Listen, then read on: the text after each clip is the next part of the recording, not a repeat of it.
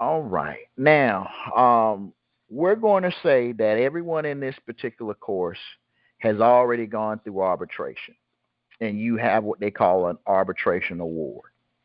Now, what does that mean in the aspect of the DTC and DTCC?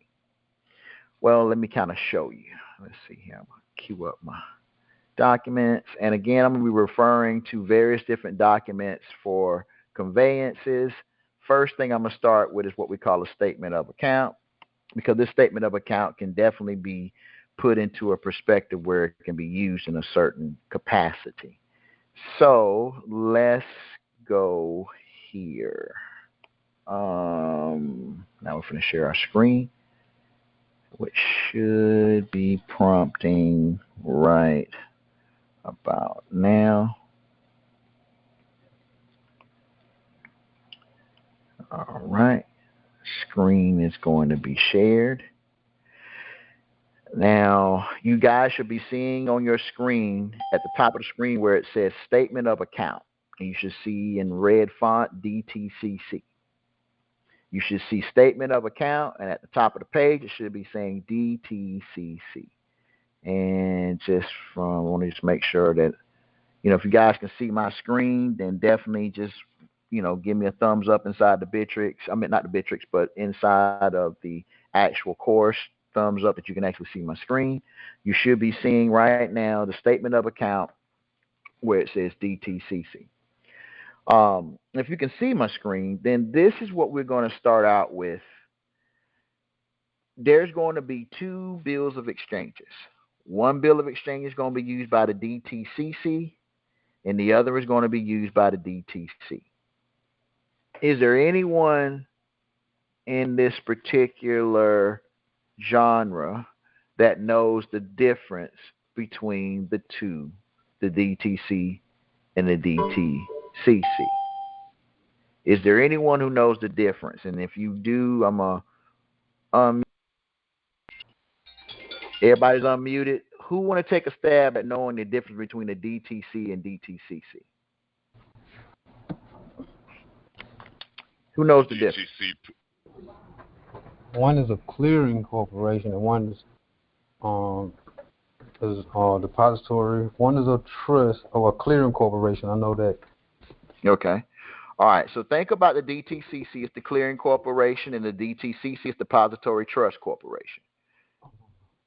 So one is the depository trust clearing corporation. The other is the depository trust corporation.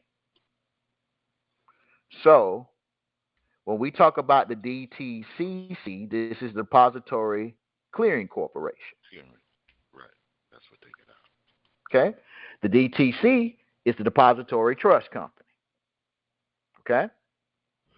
So what you're looking at on the screen, in my opinion, is the bill of exchange that you should be interacting with the depository trust clearing company.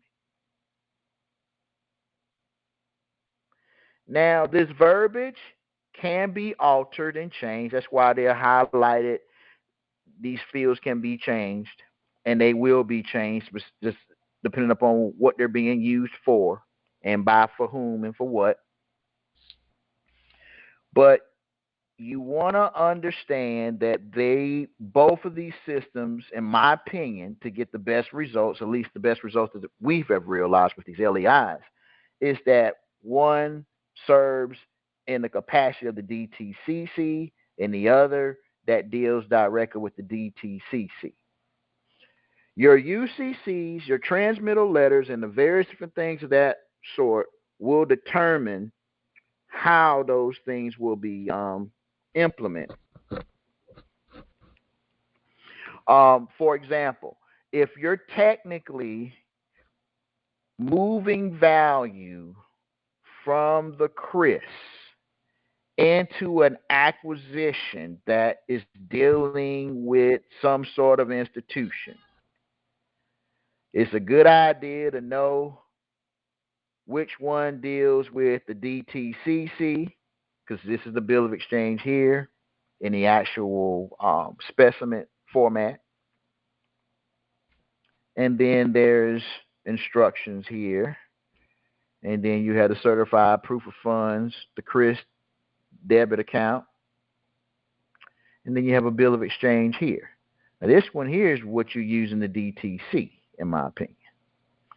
The difference is, you see the authorization line here? Can you see the authorization line on this bill of exchange? Yeah. All right, this authorization line says tender a payment under Chapter 672 of the Florida Statute, UCC. So if you're paying attention to detail and you're making a deposit inside of the court registry investment system, which one of these bill of exchanges should you think you be using? This one here that references the Florida statute, meaning that because Diversity Trust, which is sittest here in Jacksonville, is utilizing Florida statutes. If anything that I want to push out of the CRIS locally, this is the DTC specimen that is being used. Now, when you receive this M3 asset, you're going to be using the DTCC. Who doesn't understand why I'm saying what I'm saying? I don't. Okay. When you run specimens inside of the accounting system, it's in book entry format. So everyone outside of the CRIS is making deposits into the bank. That's a Federal Reserve member bank in a lot of cases, which the money that they deposit is on the DTC side of the ledger. We're going to call those liability funds. Any value that's conveyed from that system to another institution is on the asset side of the ledger. That's the DTCC side. So when you're interacting with that very same system, one is dealing with liabilities and one is dealing with assets. DTC, liabilities, DTCC, assets. So when you are placing lawful legal money into the court registry investment system and it's being deposited into the court registry investment system, you're going to be using a bill of exchange that is authored through the court registry investment system that you're standing in.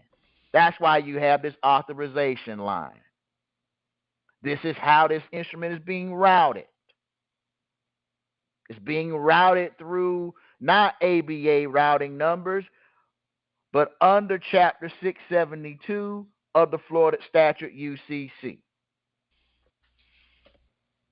Every state has conformed to a form of universal, or what we call uniform commercial code, to handle M3 conveyances.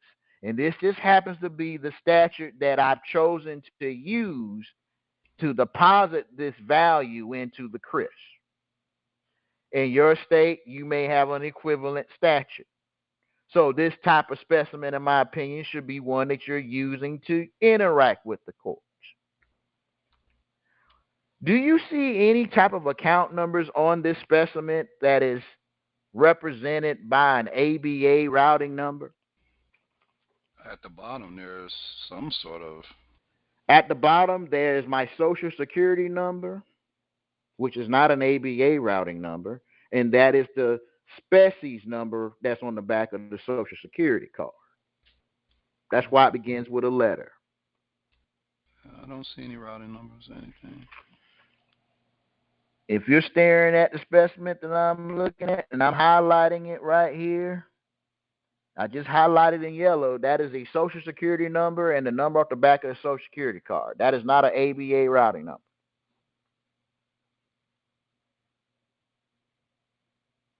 Can you see the specimen that's in question? Can you see my screen? Yep. Okay. Yep. Yeah. Okay.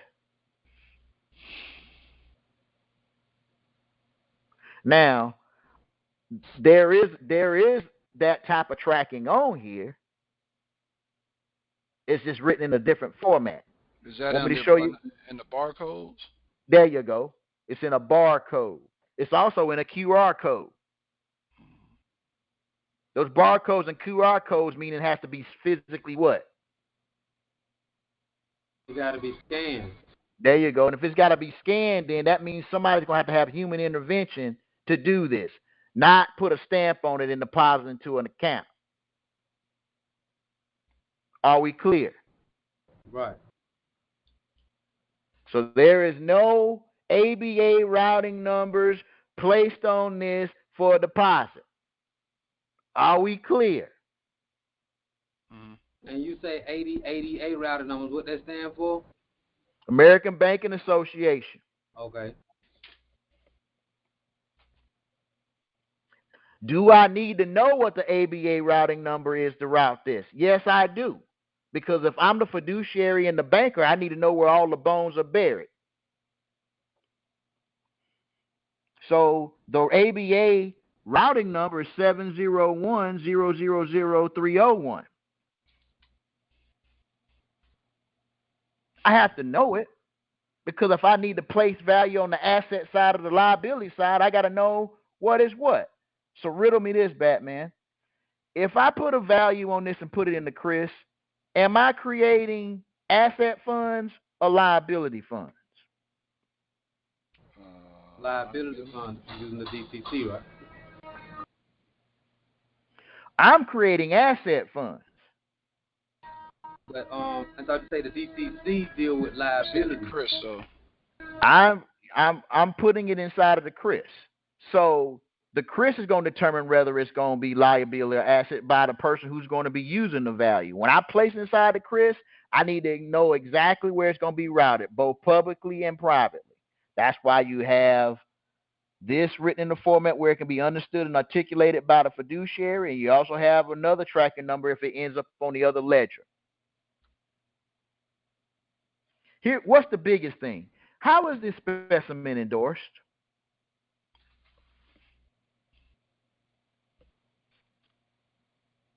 Say that again. With your signature?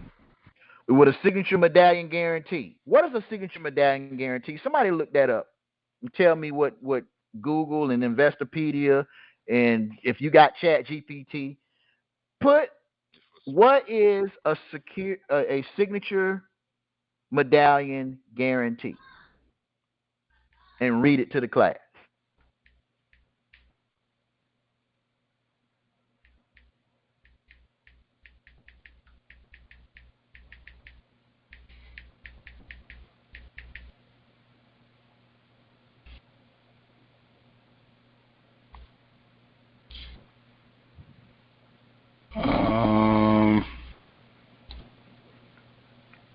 It's a special certification stamp that guarantees a signature that authorizes an authentic transfer of securities. Transfer what? Securities. So am I creating liability funds or asset funds if it's conveying a security? Asset. Okay.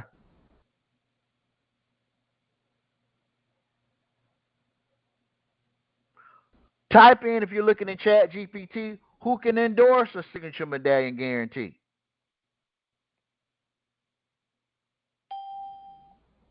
Would that be a notary? Beautiful. Yes. Beautiful. That would be a notary. A notary is one of the public officials that are allowed to endorse the signature medallion guarantee. So if this is a transfer of securities and it is endorsed by a notary in good standing with the state, then what type of transaction is this bill of exchange?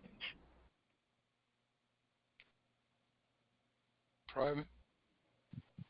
Private. It's also dealing with, say it again? Liability? It would be more of an asset because the notary who is doing it is petitioning fact and dealing with assets. which gives the ability of the public to then use this asset as, something that can offset a liability. In other words, because the notary endorsed the signature medallion guarantee, it can be converted to an M2 and an M1. Okay. M2s and M1s are considered the public will call an M1 cash. They'll call that money. And then a check or a draft, they'll call that near money. And then a bill of exchange is what they call near money. So in the public, this is how it works. Anything that has that representation of cash is a liability, and you can go to prison for it. If it's a check, if you deal with a check, same thing can happen, but it's a little bit more red tape to go with it. Hold on, can you back up? You said you can go to prison for it. I didn't get the first part. You can go to prison for handling an M1 asset. Having it in your possession, more than $500 on your person, they can misconstrue it as drug paraphernalia. This is why they give citizens that format. It's like nitroglycerin. It's the most dangerous thing you can have in your person.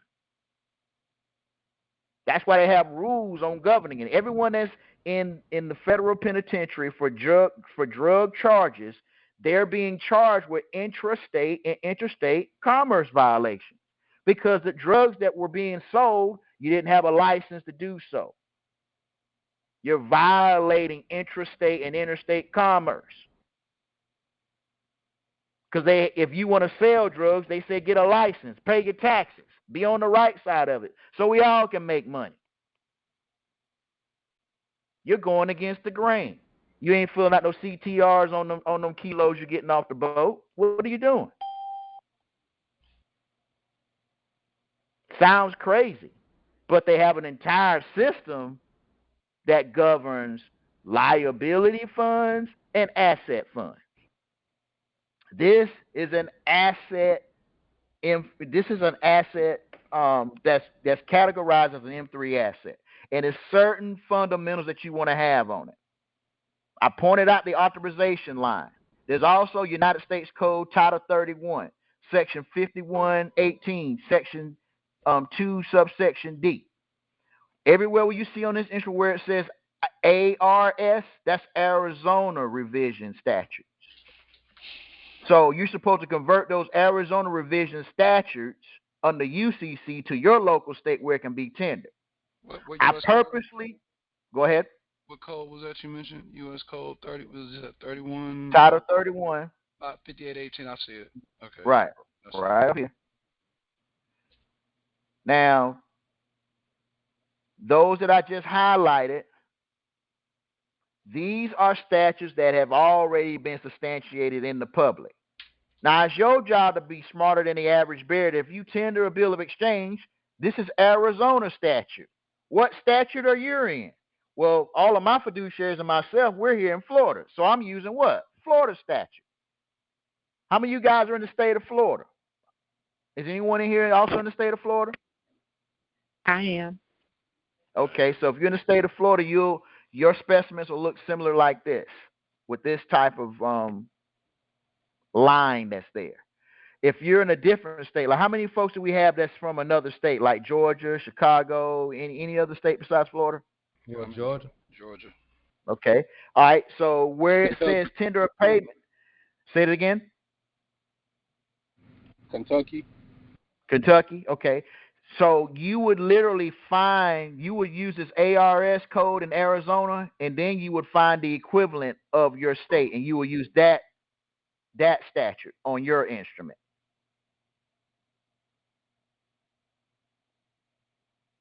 In other words, wherever the state where the court that you're going to make this deposit into, that's the statute that you use.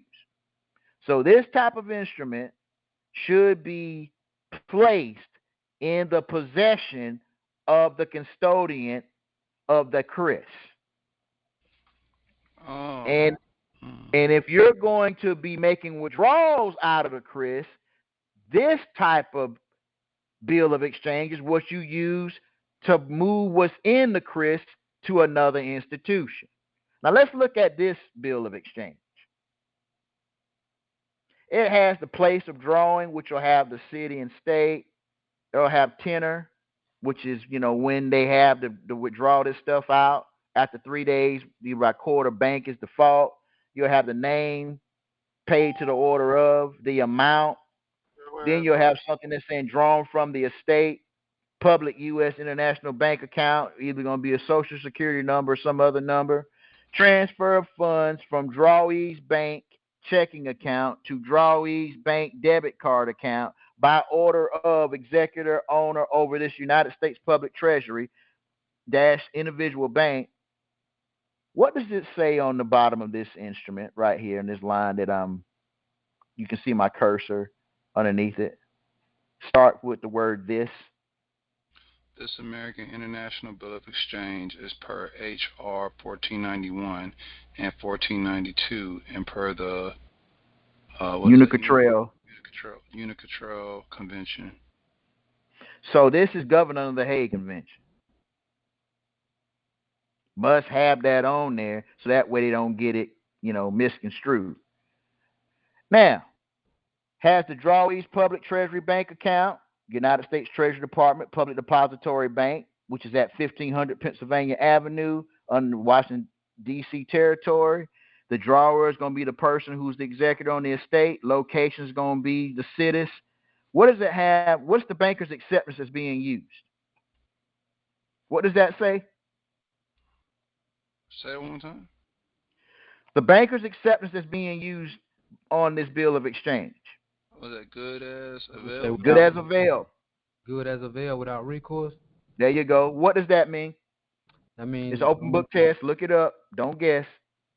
Okay. Recourse, they can't come. They can't come back to you for payment. Hold on.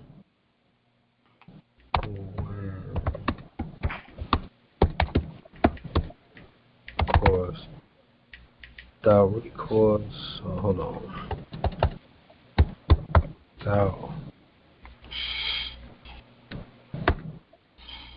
Recourse.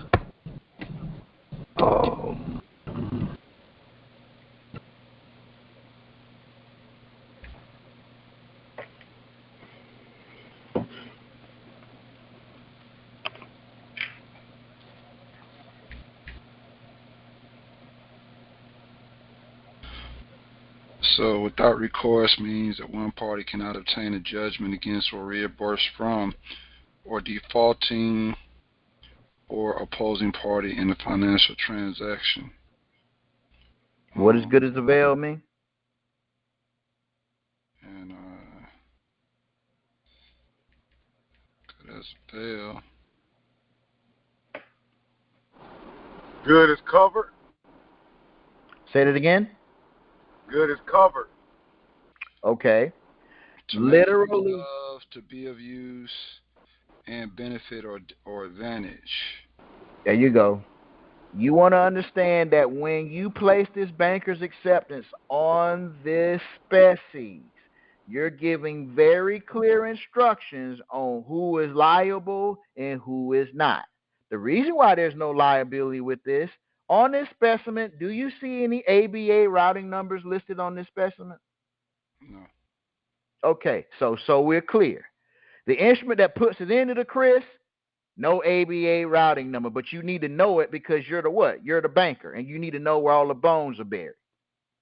And you need to be able to point to the instrument, even though you don't have it formatted, you format it in such a way where it has the information on it, but it's not to be used but a certain type way. You follow me? Like, I'm gonna go back through this slowly because I'm hearing people's brains explode, and your brain shouldn't be exploding. Can you go back up to the signature? Up to the draw? Was it the drawer? Signature. Yeah. So. How you do it? Go get his school records from last year. So you had mentioned the other day about you having to have a trust set up, and this probably needs to be foreign, right? Right. But here, and I'm just looking at the example. I know it's an example, but You have an Iowa address. Right. So So technically, you would, if you're trying to do a private conveyance in that capacity, you would change the address. I mean, Like, let me give you I an know you example. have a foreign. You have a foreign trust, but you can also have a branch, right, in the United Right, States. right. Remember, this is just the location where the transaction was conducted. Keep in mind, because this is why I warn about. This is why I don't do templates anymore. I let you create your own. That way, if it don't work, I ain't got nothing to do with it. Because there's a reason why I use what I use, and nobody's walk is the same. So to make it real clear, if you're going to put stuff inside of the Chris, what is the thing that I said that both of these things must not have on them? Routing number. A routing number. Okay. Now everything else is left to subject to interpretation of who gonna get what and who shot John. But what's gonna keep you out of jail? You don't mess around and put the ABA routing number just because you know it. Now I'm trying to demonstrate that with the one down here. I put it on there without it creating a liability because it has to be what? Scanned. And it's in a QR code. Right. So somebody And else. and it has a signature medallion guarantee on it. So they ain't got no business trying to deposit this nowhere but the Treasury. It's a security. So yeah, if they do that, that's on them. They liable. This is why when they get one of these, they never give it back. That's why the Listen non. to me. Listen to me real clearly. Every time I've issued a specimen, I've never got it back. Never. Never, ever, ever, ever. I never got a letter from the United States government saying this is fraud. When I send this in to the government, silence is acquiescence, and that's what I get. And when I send this to the court, they damn sure keep it and don't give it back also.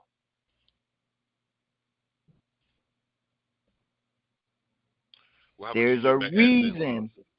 Say it again. I say, why would you give back asset funds? Exactly.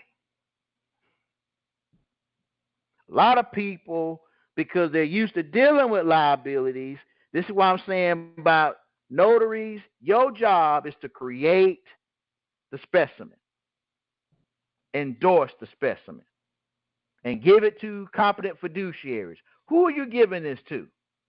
Other notaries. There you go. Another notary.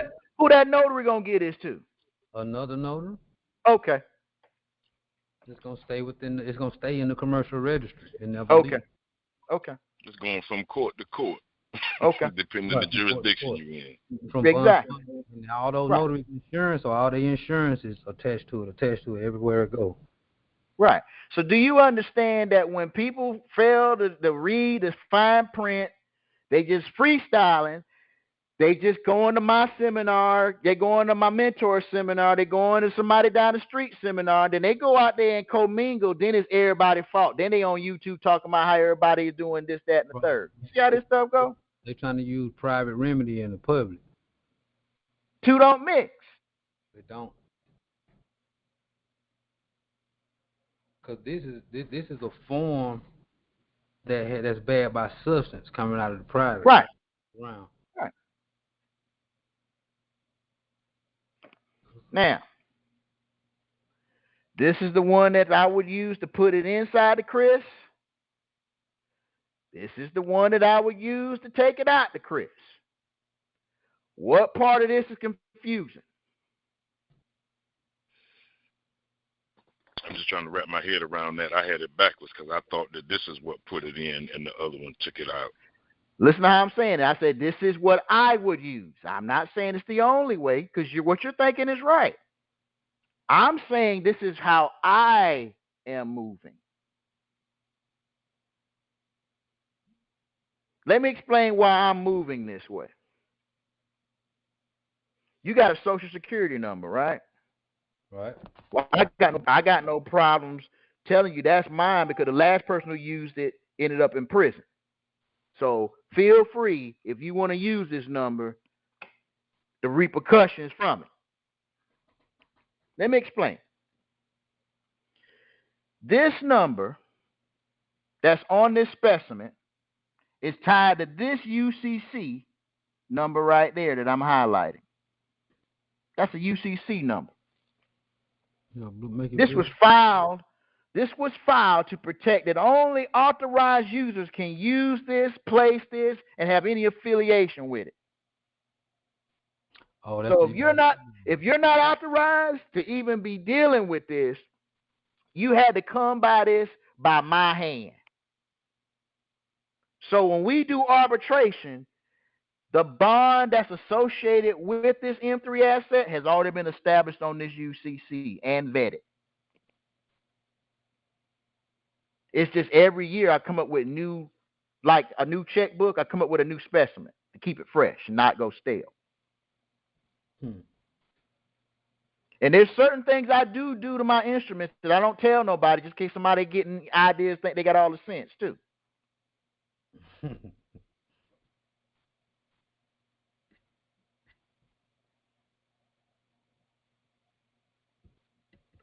I'm heavily relying upon you looking at these as examples to spark how you want to design your specimen. But when you go through arbitration, as of today, this is what all M3 assets look like. Now watch this. If you go through arbitration and you end up with this specimen and it has Florida statutes on it, what do you need to do with it to make it live? You need to make it fit your situation, whatever state. Okay. You know how many people miss that? That's common sense, though. It ain't common sense ain't so common these days. A lot of people, as long as I told them that I tendered it yesterday and I was able to use it on the down payment on this, that, and the other, that's all they want to hear. They don't want to hear about the labor pains. They just want the baby. They don't want to go through all it. They want to hear, I want the baby. I don't want to hear about the labor pains and all the other stuff, and that's what gets people in trouble. Forget about the stitches in the epidural. Right. Just give me the baby.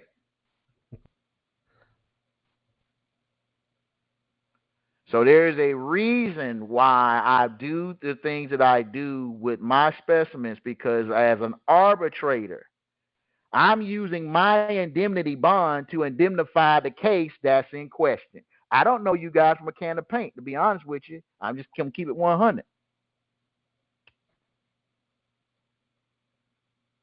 You could be an axe murder and unkilled about 12 people. I don't know. I know what you tell me. But I know about this blue piece of paper right here. I know every letter and every number and where it goes and who it go to.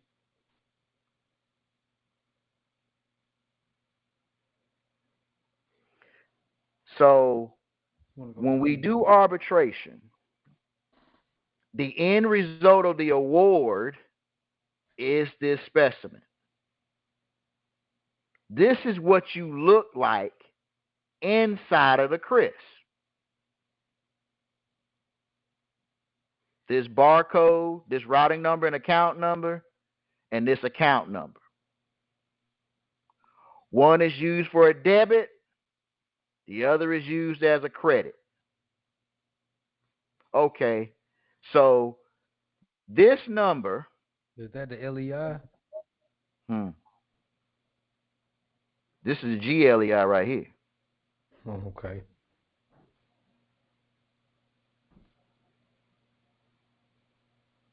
Okay.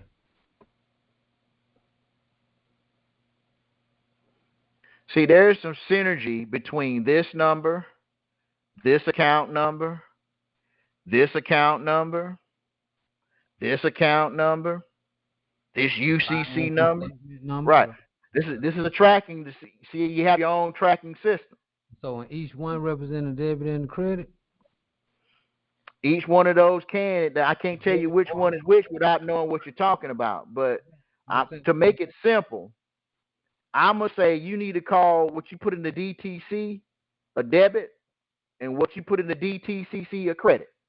Gotcha. Now you back into that however you want.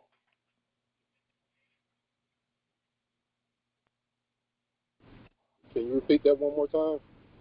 All right, the DTCC should be a credit, and the DTC, in my opinion, should be a debit. And in order for the books to balance, whatever you put into Chris is what you taking out to Chris. Ain't supposed to be no overages, right? Okay. Right. Overdrafts. Is this helping everybody, or is this making it more confusing?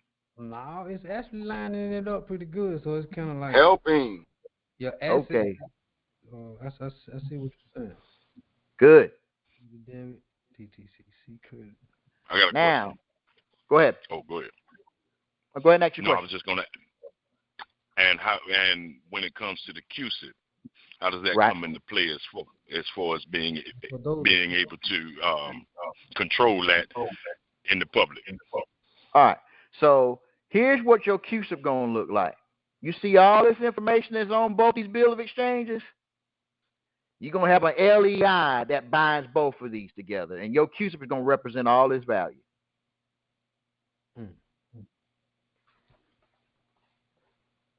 And one part of your QSIP is going to be what? Assets. And the other part is going to be what? Liability. Right. So when you get a QSIP, now Fidelity can sell your securities. Now TD or Ameritrade can sell your securities. Any licensed broker that has a securities license can sell your securities. That's why you get a QSIP number, so they have a way of attaching themselves to it so they can help sell the security. Right, because it can be a debit or a credit, so it can go from ledger to ledger. It can be an asset or a liability, depends upon who's selling it. Gotcha.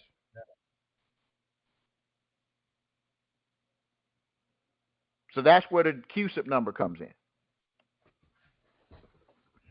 Now, I'm finna show you the new verbiage that I'm using for everybody that has arbitration in the form of transmittal letters, which means every notary that I assign to, with your arbitration, these are the transmittal letter verbiages that they're going to be endorsing. Can everybody see my screen? Or it's still on the same screen? Yeah, Did it change? Pre-offset notice for balance book adjustment. Right. Basically, it's going to say something like this. Dear gentlemen, the enclosed statement, the enclosed statutes stapled security instruments are tendered to you for the purpose of balance book adjustment as legal tender to lower and reduce the United States national debt. The undersigned understands the complexity of following this procedure. The code is effectively in place to save and protect the monetary system of this country. If and when non-accreditation occurs, the economy and monetary system of the country will certainly collapse. This is the complexity and importance of honoring this procedure. Under United States Title 12, Chapter 2, under national banks, it authorizes the procedure. If you don't understand this procedure, please research United States Code for clarity or seek competent legal counsel. You should understand that in Title 12, United States Code Section 371B, subsection 2, Section C, the code defines exposure to include all extensions of credit, regardless of the name and description. This procedure is intended for all of the people of the United Little U States of America. Non-accreditation will result in a serious error and injury against the Internal Revenue Service and the principal security party creditors. This will cause a miscalculation upon the Federal Reserve accountant's balance book and will require a filing of proper IRS forms for collection of these funds. This adjustment may be completed by Janet Yellen, Secretary of the United States Treasury, who is my legally appointed fiduciary agent, or my designee as fiduciary on the attached IRS Form 56. Documentation is included. As you are well aware, lawful money no longer exists in our economic system. This was replaced by Federal Reserve notes, which are, in effect, promissory notes. This procedure to protect offset of debt is the proper legal remedy that has been provided for us to discharge debt. Since the money was removed by the United States corporate government, this is a debt obligation of the United States, capital U, capital S. Please use this procedure to offset any bills that I present by balance book adjustments, settlement in full, discharge of all presentments, and return all interest to the principal. Janet Yellen, or my designated fiduciary agent, is authorized to adjust from this account, along with any reasonable lawful interest, penalties, and extra fees as needed in order to satisfy this procedure. This may be ledgered against the account number indicated at best suits the needs of the United States Treasury. Then you have the federal bank routing numbers, accounts, and of course there's some other stuff that you can add to this, but this is the preliminary verbiage for what I will call a transmittal letter. Who is unclear on what I just read?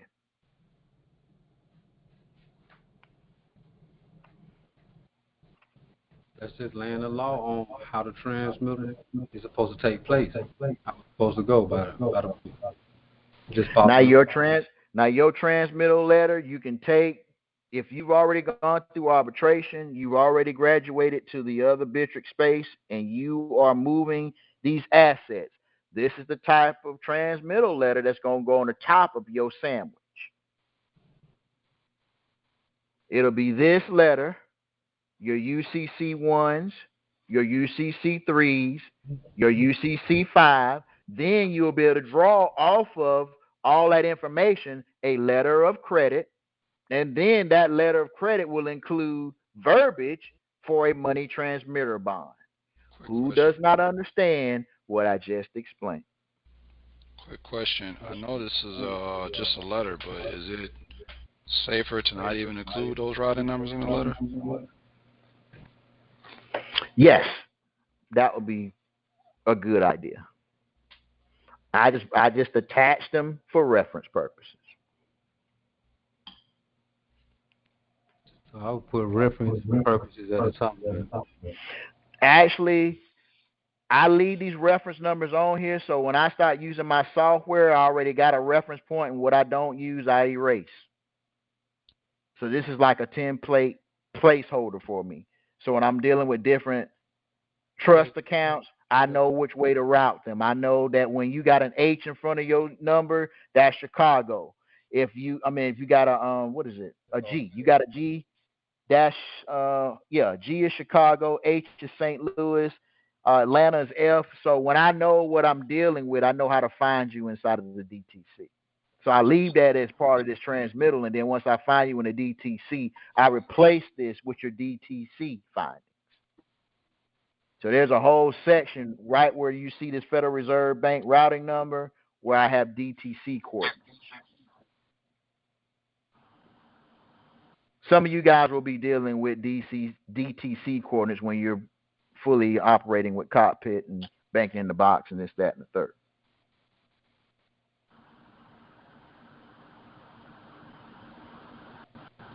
Any questions? No, I got that. I got a question. Sure. Are you going to go over the verbiage that's required for the money transmitter bond? If you actually have the private banking manual, I've actually included the money transmittal bond verbiage in the manual. I can go back over it, though. What manual that is? The private banking manual that was done about 6 months ago that you guys already got. Let me show it to you. Put that together. Okay. Let me just show you this manual right here.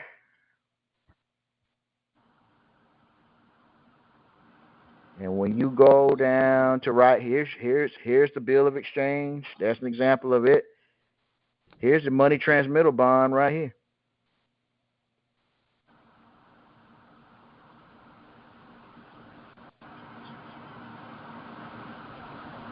Here's your payment guarantee right here. Here's the Hague Convention right here.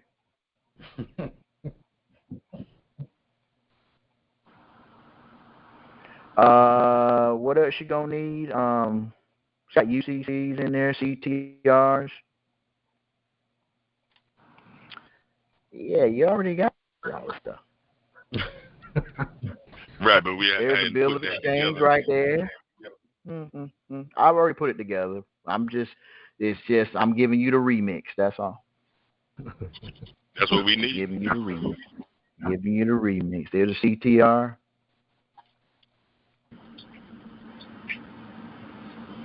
Let me go look that up. Hold on. Right. It's got a section about the Federal Reserve notes. Going to give you some hefty information on what bankers' acceptance you put on the instrument if you read it. It's in there. So yeah, you already got the verbiage. This is the CTR, the electronic format that they do now. That's the form. This is the manual. And we want to see the banking manual. Private banking manual. Oh, yo, you got this. Tax forms. INT. OID. 1099-C.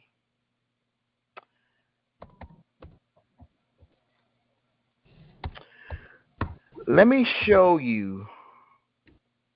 I don't know if I can. I don't want to show nobody's actual specimen because that might get a little tricky. Let me see. Okay, I can't show you the whole thing. Let me stop the share.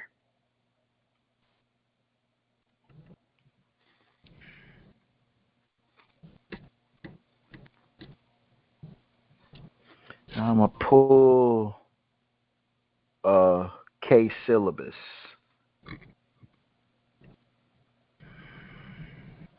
I'm gonna pull one that I haven't completed yet.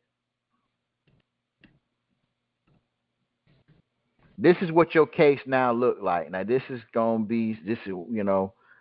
thank my staff for helping me create this proponent, but this is gonna make your life a whole lot easier.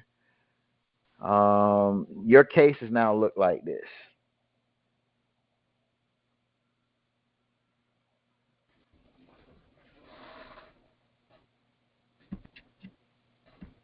You guys can see my screen? No. Well, now we can. That's what your case looks like. Lewis. This is another client that I'm working on. Okay. But this, I can't show you everything that's in it, but it's a complete book. Just kind of show you what's in it. Let's see here if I'm going to try to. Okay. Got your case number. Got your table of contents, your case studies, your future directions, conclusion, references, appendixes. It's going to have a whole case summary, what your case is about, maxims that govern the case. And this is generated from arbitration. This is what I now have an AI that I have an AI that does arbitration now. Okay. Then it breaks down. It gives it where you would sign off on it. Then you got your tax forms that go with it. And all the stuff that I just showed you earlier, it has that in it as well. 78 pages. That's what arbitration looks like.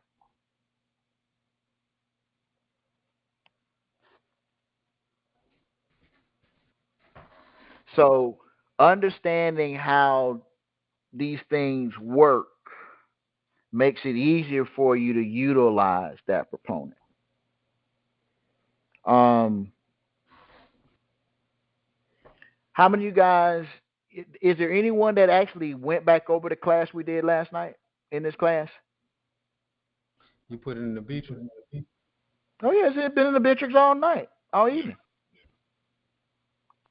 So we do have somebody that been in there. One person's been listen to the class again. Okay, all right. If you've been back over it, let me show you something that you probably don't know. Now, I'm gonna go back to the class.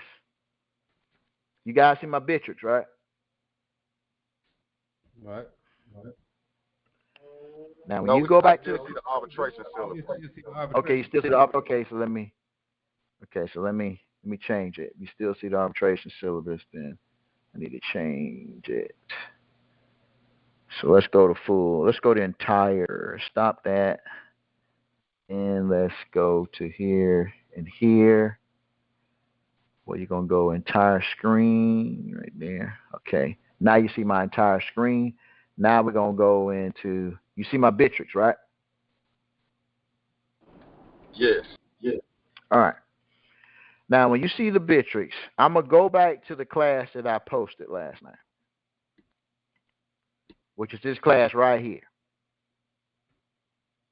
Did you read what I post before you watched the class? You see all this right here? You do know if you hit this arrow, the rest of this drops down and you can read that. Y'all do know that, right? Right. Okay, I'm just checking. I have to check. All right. What you'll notice if you read this took last night's class and repetitioned it into a full-blown lesson. Section 2, demystifying tax fraud, the United States Constitution and commercial processes, understanding the relationship between taxes and commerce. All right. Section 3. So it took everything that we talked about last night and created an entire article. Now here's why I told you to go ahead and get acclimated. You said you went and listened, you watched the class, right, Brother Antoine? I listened at it. Okay, so listen to what I'm about to say. I didn't read it. Okay, so you didn't read it. So let's go and let's hit the detail screen. When you hit the detail screen, guess what happens? It takes you back to my YouTube page. Y'all do know I got a YouTube page, right? Who didn't know I had a YouTube page? Yeah. Okay. Yes. Okay. You putting some pertinent information in there, YouTube too. Mr. Mason, y'all do know I got a YouTube page, don't you? He sure know what not to put up there too, though. Oh man. It's up there, but you gotta be in clarity. All right. Now when this comes up, I'm trying to cue this where it doesn't go directly into the video yet. Keep watching the left part of my screen. The right part of my screen, excuse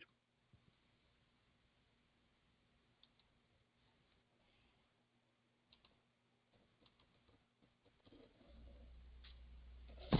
It's taking a while to load. It's because I'm sharing the screen, but it's okay.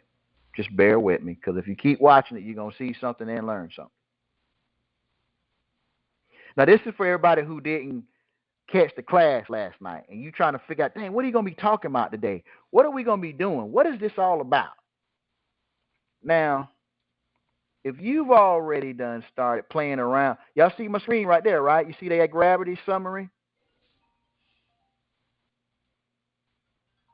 You see that? Yeah, you see my cursor, right? Yes. You can go inside this tab and ask the video questions about what we talked about last night.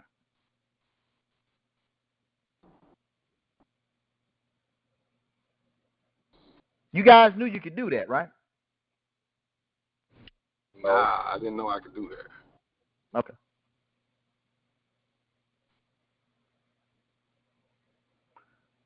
Like, if you got these plugins enabled, you can actually get the transcript of everything we talked about. But notice what we talked about and what it summarized. It took what we said and it put it into a format. Now watch this.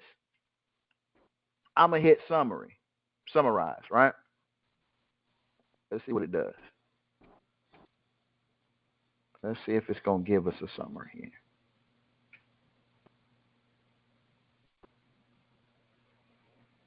There we go.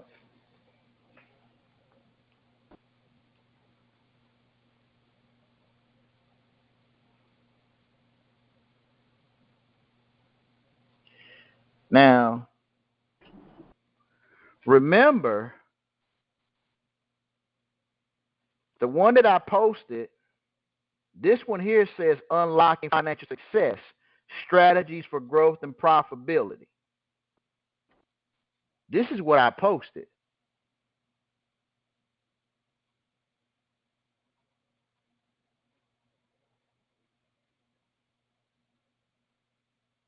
Unlocking financial success. All right. So if you read this, right?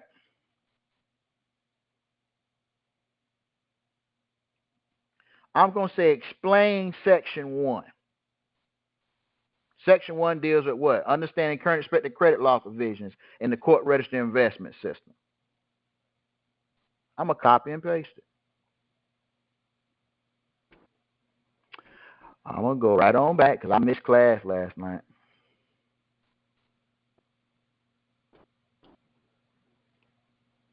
I'm going to go down to gravity.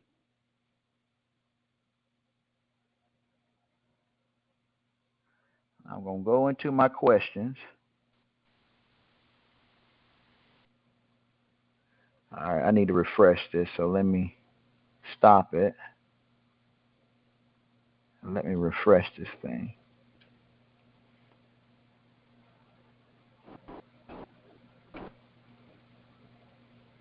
And see, it's only going slow because I'm sharing it on 2 different platforms, and it's just maxing out my CPU right now.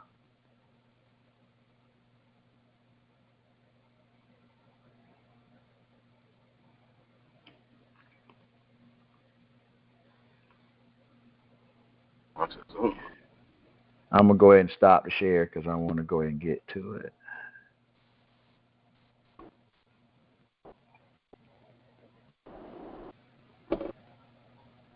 You can see time I do it. That's when it's going to pop on.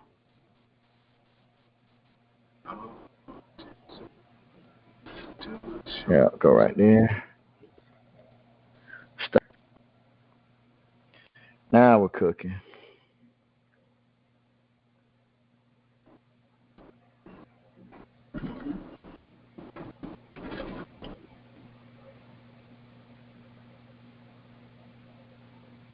All right, now watch this. Remember the one that I posted in Bitrix is talking about unlocking the financial success. Now, all I did was just hit refresh. And this is now what it's saying now.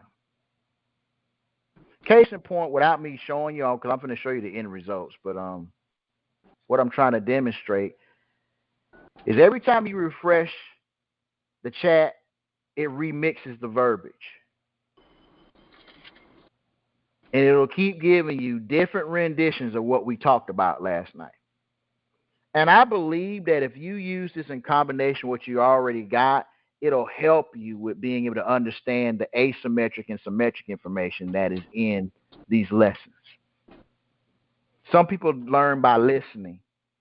Others learn by looking. I say use all of the above. You should come to a point with every class that you attend where you walk away with a clear overstanding and understanding. This is why I keep things in rotation with certain classes, with certain dialogue. And some people say, well, Bazil, I heard it already. Have you? Because when I talk to you, you sound like this stuff is, when I say it, it sounds brand new.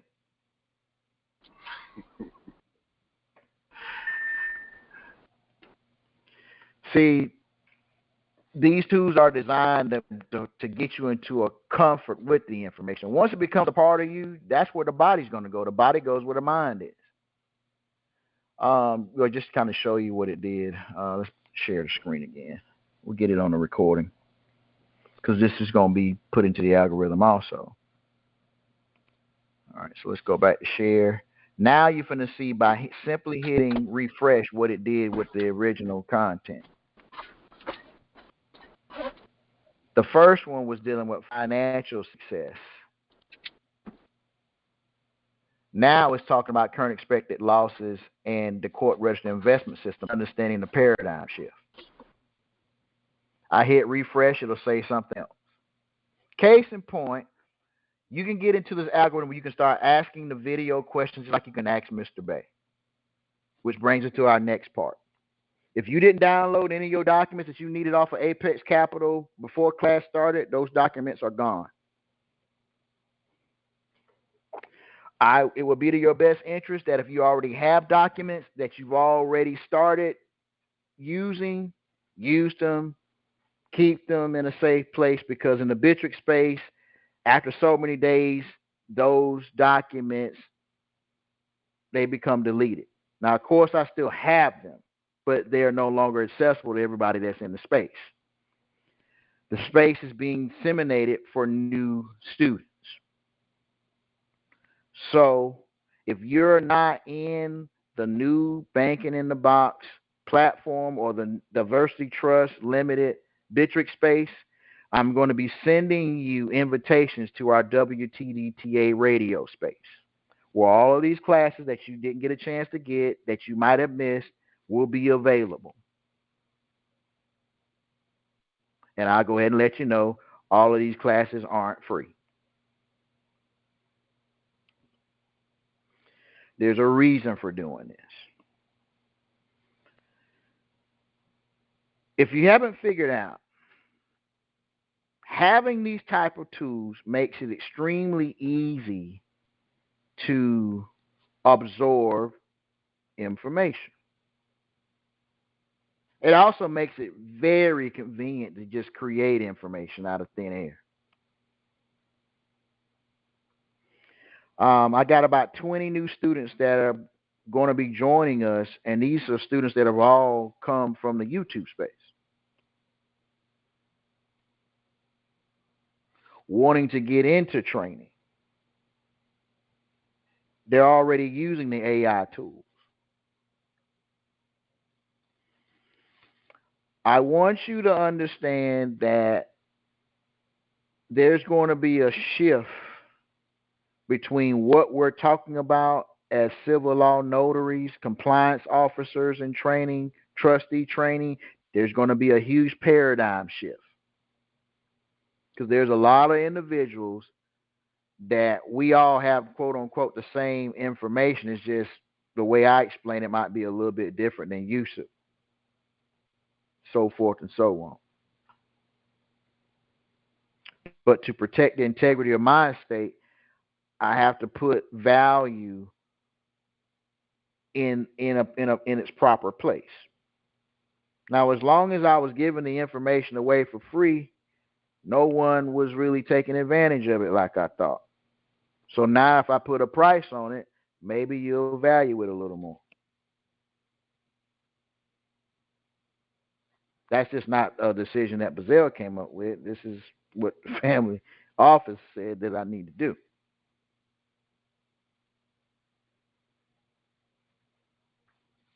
Who does not have access to Chat GPT in the format of what I just showed you with YouTube summary and Gravity?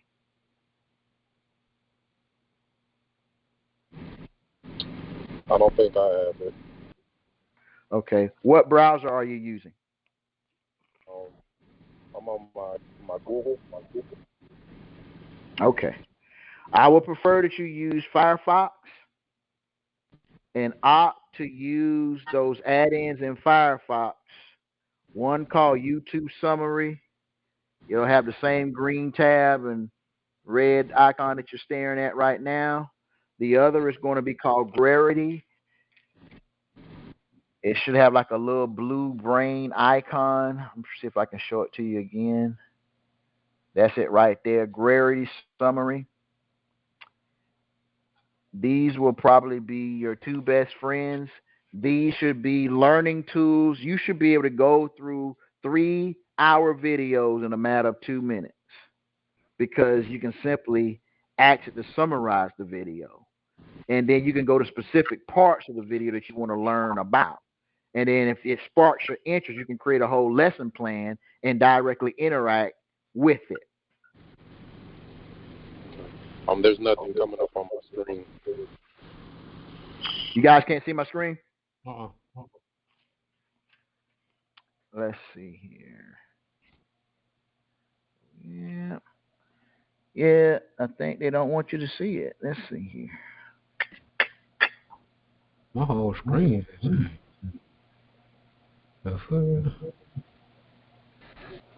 All right, you guys should be able to see something now. You see that little icon where it says Agrarity Summary? Oh, Clarity Summary. Right. Like clarity. And then, yeah, but it start with a G. And then you also want YouTube Summary. It's going to have the green and red. But see, I went ahead and had it remix the previous search. See, now it gives us a whole new subject matter. If you keep hitting refresh, it'll keep refreshing it. Use these tools because these tools are going to help you learn faster, in my opinion. The faster you learn, the faster you can start earning.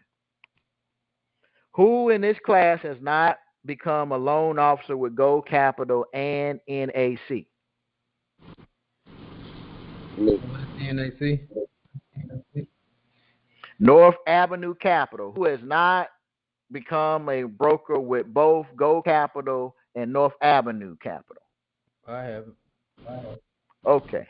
Let me tell you what you're missing. I spoke to our rep with NAC.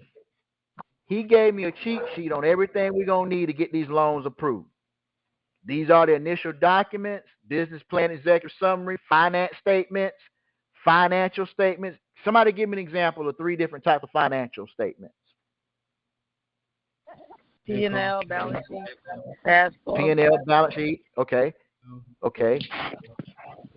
Somebody give me some not so obvious financial statements that you can use also. not so obvious. Right. Financing statement. Right. I'll give you a clue. It has the word financing statement in the name. Of UCC? There you go. Yeah. Yes, they use UCCs to approve loans, guys. I'm just saying. Oh, wow. Right. Okay. Right. They need a breakdown.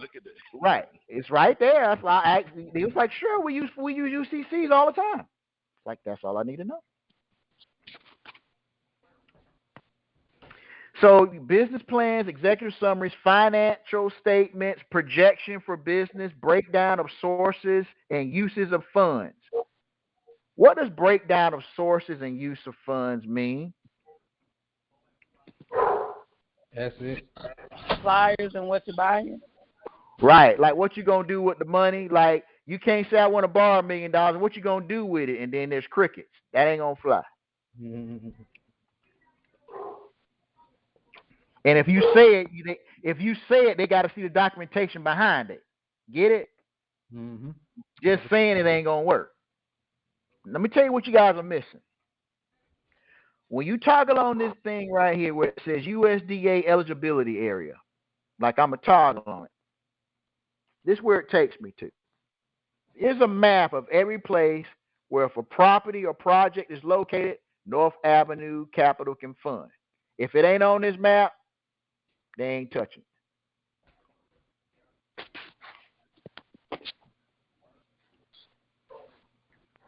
Is this Georgia we looking at? What we looking at? I was just bringing up the map. I'm looking for some property. Somebody trying to be funny.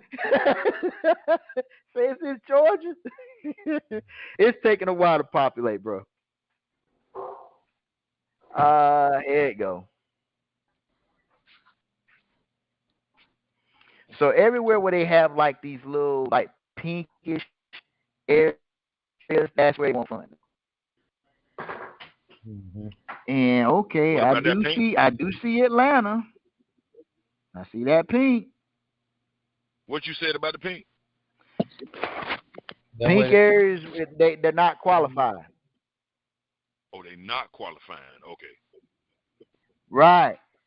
This is for rural areas. This is for them small little towns. You know them little towns like Millen, Georgia, and Infidelity, Georgia, and stuff like that. So you saying they don't get funding where you see the pink at? Them areas that we can't do? Wherever you see the pink at. Now, of course, if you enter an address, it'll tell me. Like if you give me an address, I'll put it in. It'll let me know whether it's qualified or non-qualified. The white is qualified. Pink is not qualified. Now don't sweat. Listen to how I'm finna say this. Let's back up. They need a personal financial statement of grantors, meaning any person owning 20% or more of the company. Let me show you what the PFS looks like. All right, go here.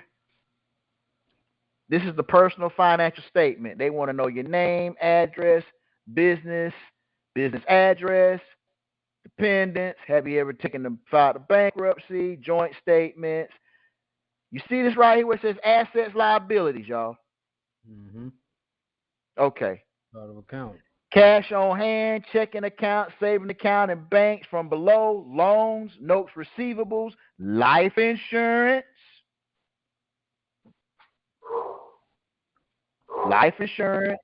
cash surrender value, listed securities, stocks, bonds, government securities, unlisted securities. Your TCUs are unlisted securities.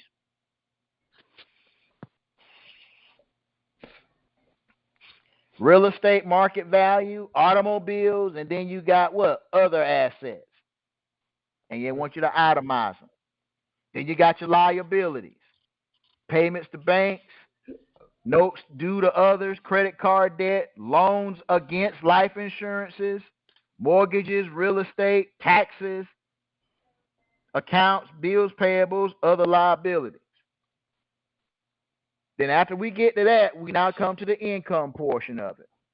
Income information, total amount. Then they want signature, date. Then they want us. This is the supplementary schedules. This is what you put the totals on. This is like your worksheet. This is where you list the insurance companies, the face amount, type of policies. These are what you put your bonds and your real estate on. So this ain't really an intimidating application here. Not at all. That's it. Now, let's go back because you finna miss the good part. The good part. Purchase sale agreement, if applicable. Now he gave me what he called a credit box.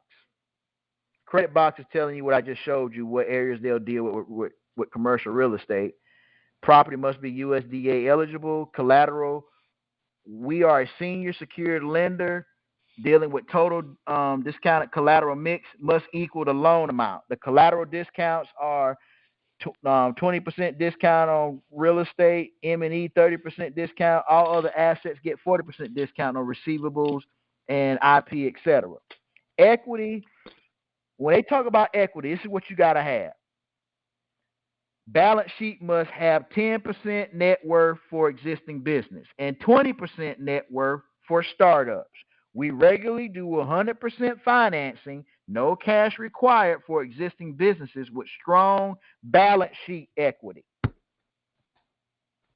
They also have a DSC, which is a pro forma which must shows the reasonable path for a 1-by-2 post-loan closing, which can work for troubled history and startups.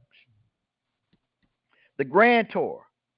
on all loans are recourse. Personal guarantees must be bankable. They don't deal with no hard or fast rules, and they can work with troubled credit. Eligible users of capital are legitimate business expenses, including acquisition, refinance, existing debt, ground-up construction, acquire and develop real estate. They deal with purchase M&E. They also deal with working capital, partnership buyout. Here are the ineligible businesses. I'm going to go ahead and highlight this so I don't have to talk about this no more after this class. These are the things they don't fund. Churches, golf courses, although we do clubhouses and hotels, etc., own golf courses. Residential and multifamily real estate and casinos. Again, ineligible businesses because this is a USDA program. They deal with churches. They can't fund churches and golf courses, although they do clubhouses and hotels own golf courses. They don't deal with residential or multifamily real estate or casinos. The loan sizes. The smallest loan they do is $3 million. I'm going to say this slowly. The smallest loan they do is $3 million. When you submit your loan application, Valencia, what does it got to be?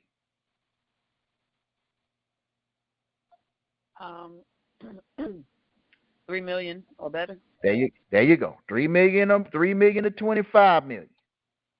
The terms are up to 30 years. It's fully autonomized. They have no call provisions. They don't have balloons. They also deal with community facility loans up to 40-year terms.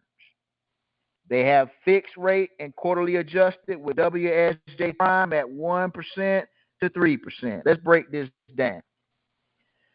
When you write a $3 million loan, what is your commission? What's 1% of $3 million? That's 30,000. 3,000.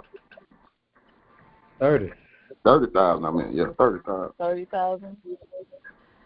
Somebody do the math. 300,000. There you go. You said 1%. 300,000. You said 1%. 300,000. Or 1%. 3 million. 1% of $3 million is $300,000. That's 10. Oh yeah, 300,000.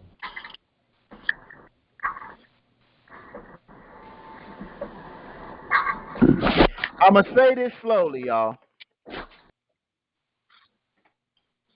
If you have not become a broker with Go Capital and you have not become a broker with NAC, if you had those two companies on your resume, how many more deals could you get done?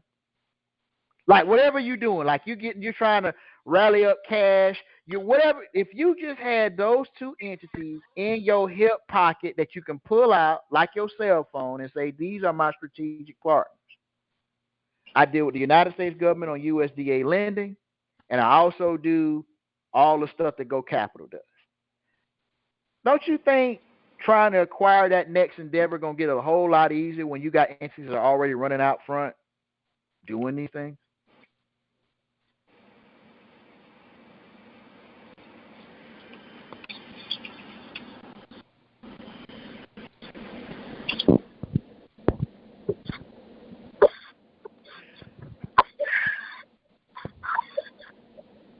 I'm hearing crickets. Like let me say this a different way. If you were filling out an application and they said, okay, we see here you're a brand new startup, you ain't got no history. Who have you done business with, or who are you doing business with? And you list Go Capital's tax ID number on your application. You list North Avenue Capital's tax ID number on your application. And you point them to their website. These are my partners. Would that help your chances of whatever it is you're trying to acquire, or hurt your chances? It's gonna help. Okay. Like, somebody give me an example. Let's say you're going to buy a vehicle. This is a good one. How can you use Go Capital that does equipment leasing also? Oh, by the way, I forgot to tell y'all that. They do equipment leasing also. They do a whole lot of stuff. But anywho, let's say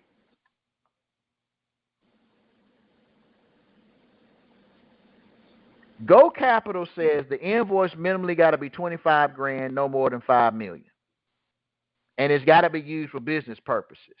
And here's the catch-22: we're not going to deposit the money in your account for you to go buy the equipment. We're just going to get the equipment for you. How can you make that work for your endeavor? Put your thinking cap on now.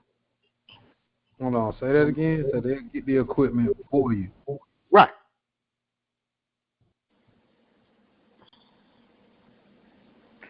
Your client applies for the loan. He's approved. Now, he's not going to get an influx of cash in his account. They're going to go out and buy that equipment for the client. And they're going to have to pay them back. How can you make that work for your situation? Let's say you're trying to acquire a vehicle for business.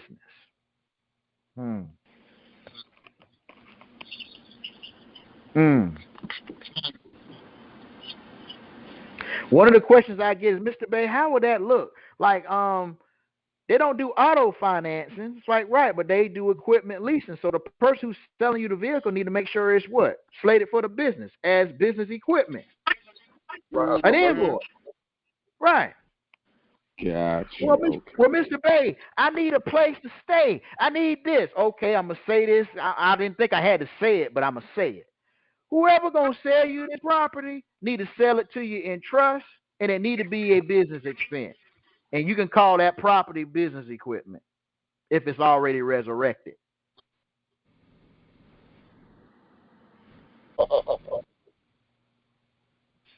Repeat that over again.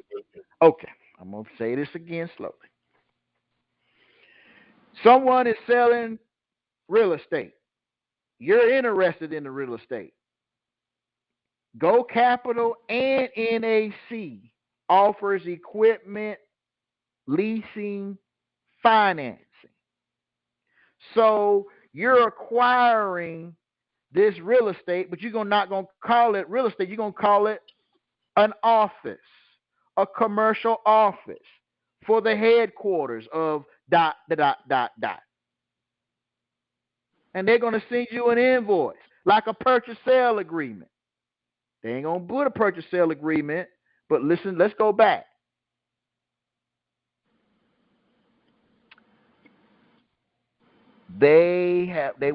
NAC wants a business plan, executive summary, financial statements for projections for business, breakdown of sources and use of funds,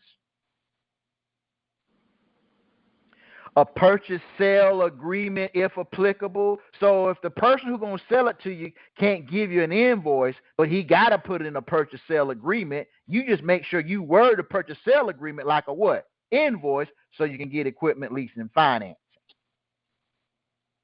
Is that a little bit better? I need to say it a different way. That's better? That's good? Got it. No, that's better. Okay. That's brilliant. Good. Okay. So if you haven't become a broker with both Go Capital and NAC, you're bullshitting. You're bullshitting with yourself, and you're bullshitting with this platform.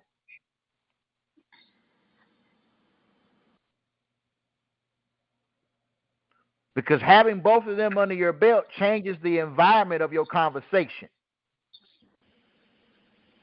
You know how easy it is to do arbitration when you got both of them under your belt? Easy.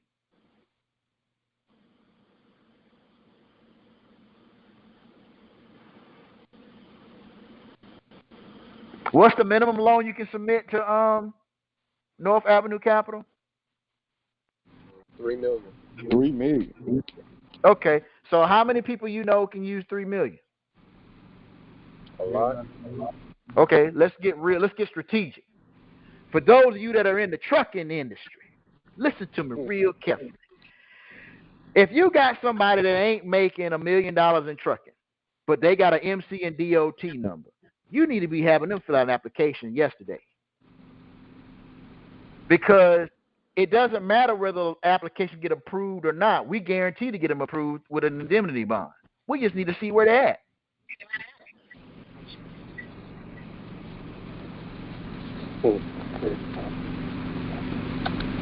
When you replay this class and go back through this about 7 times, you'll be just as excited as I am. You know why? Because the first part of the class, I showed you what you're going to use to do all this, which is the bill of exchanges. The second part of this class is I'm telling you what you need to have on your resume when you show up to do arbitration. You just got to listen to it over and over again to get it down pat on how you want to tell the story. But that's the story.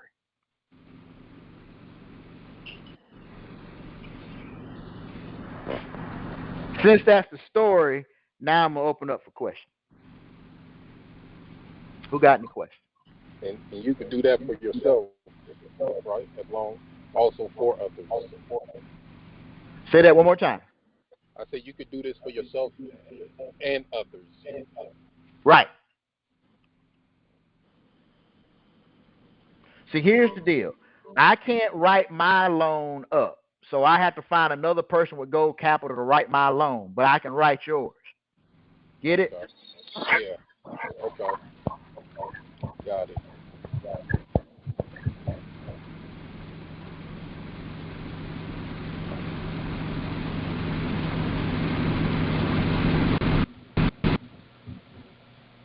I have another question on filling out the application.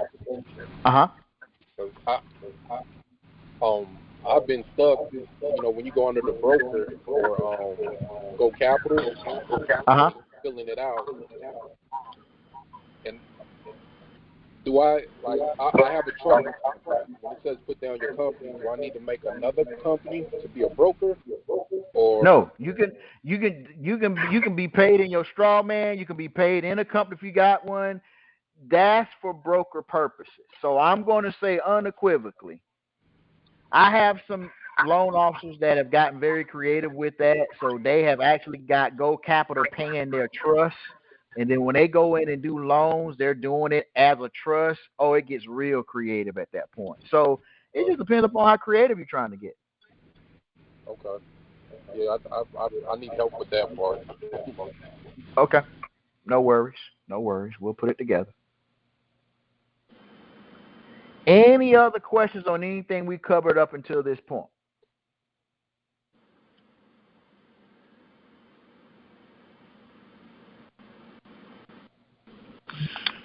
Could you go back over that vehicle acquisition with the invoice?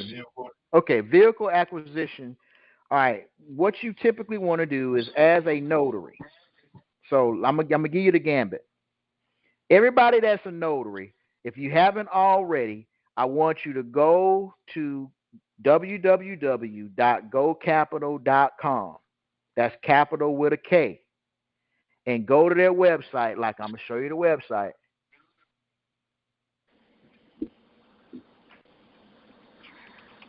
www.gocapital.com.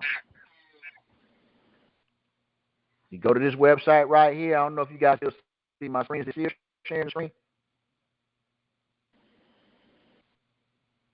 You guys are still seeing my screen, right? Yeah.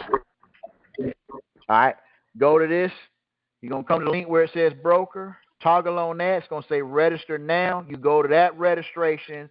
and you fill out all the information that they want you to do, registering online, and then send in your appropriate tax form, breakdown of what you need to do in that regard, then you're going to get a welcome email when you have finished all the steps. Once you got that welcome email, that means you have been properly onboarded into that portal. Then I want you to go to North Avenue Capital's website.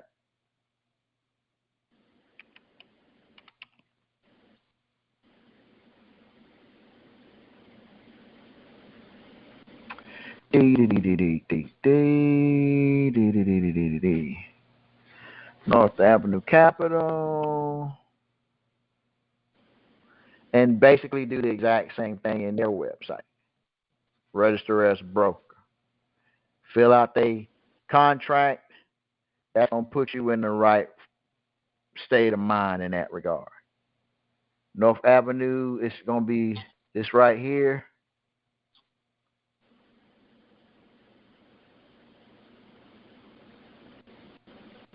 This is their website.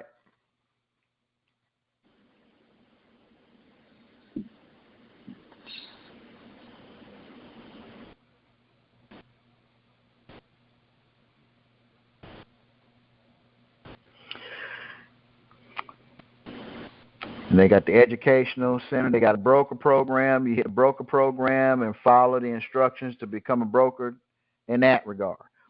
Once you have both of these institutions under your belt as a notary, now especially for you notaries who actually are notaries with your prospective states, like you actually have become a notary under the state of.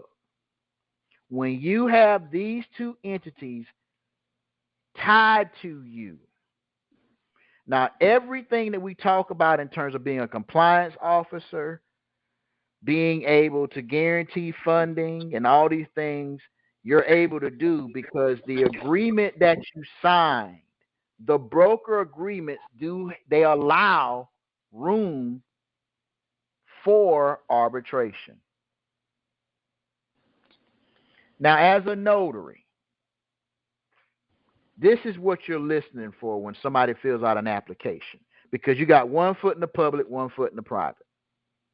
You are observing commerce. The client fills out a loan application. And then that loan application is going to come back approved. Here are the terms.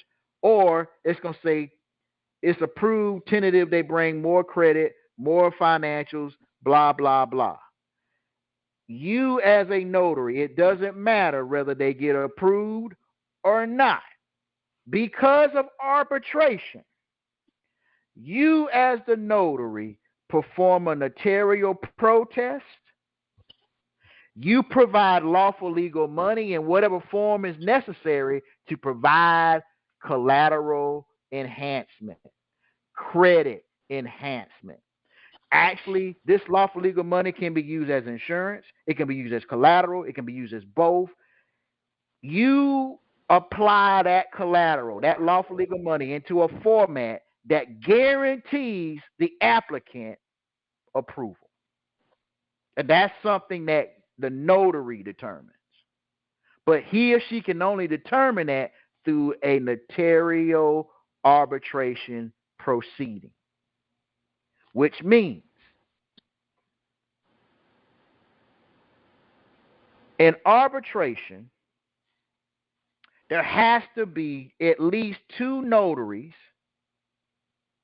that are third party, uninterested parties. Meaning that, now listen to how I'm saying this. You don't have an interest in the arbitrating proceedings. Like, you don't have an interest in the award amount that they're going to get. Why am I saying if you have arbitration clauses inside of your broker agreements, you are allowed to bring arbitration into the fold to help the client get financing? Because getting the client financing, Gold Capital will pay you a commission. North Avenue Capital will pay you a commission. So you will arbitrate that collateral, not for the amount of what the award is going to be. You don't want nothing from the award. You're not getting anything out of the award. You're simply helping that client get into a lending structure. Let's call it commerce like it's supposed to. So that you can get commission as a notary. Right. You're getting commission by Go Capital and North Avenue, not from arbitration. Got you. So the group since we're bringing it to the group, they're going to make the magic happen. And right. As a broker, actually, you'll be getting the commission. Now, do you still, as a notary and a broker, are we not supposed to be participating in the arbitration? Or we just no, they allow you to bring forth arbitration. Listen to me real carefully. That's why you let them run the application to see where it lands. It doesn't matter where it lands. If they get approved, bring up arbitration to get them a better approval. If they don't get qualified, then use arbitration to get them qualified. It's a win-win-win. Gotcha. Let's be real clear. North Avenue Capital needs loans. Everybody that you run into wants money. You as a compliance officer, now that you're a notary that has actually become a broker with these lenders, are a compliance officer, and what are you selling? Money. And you don't have to be a hell of a salesman to sell money. Everybody wants it. Your job as a notary is to just make sure that lawful legal money is being used in the transaction. You guys haven't asked this question yet because you're still trying to figure it out. Mr. Bay, could we use arbitration to get them lawful legal money to get into the loan? And then after they've been in the loan, couldn't we use notarial protest to get them out of the loan? Of course you can. That should be something as a notary that you should be discussing with your client.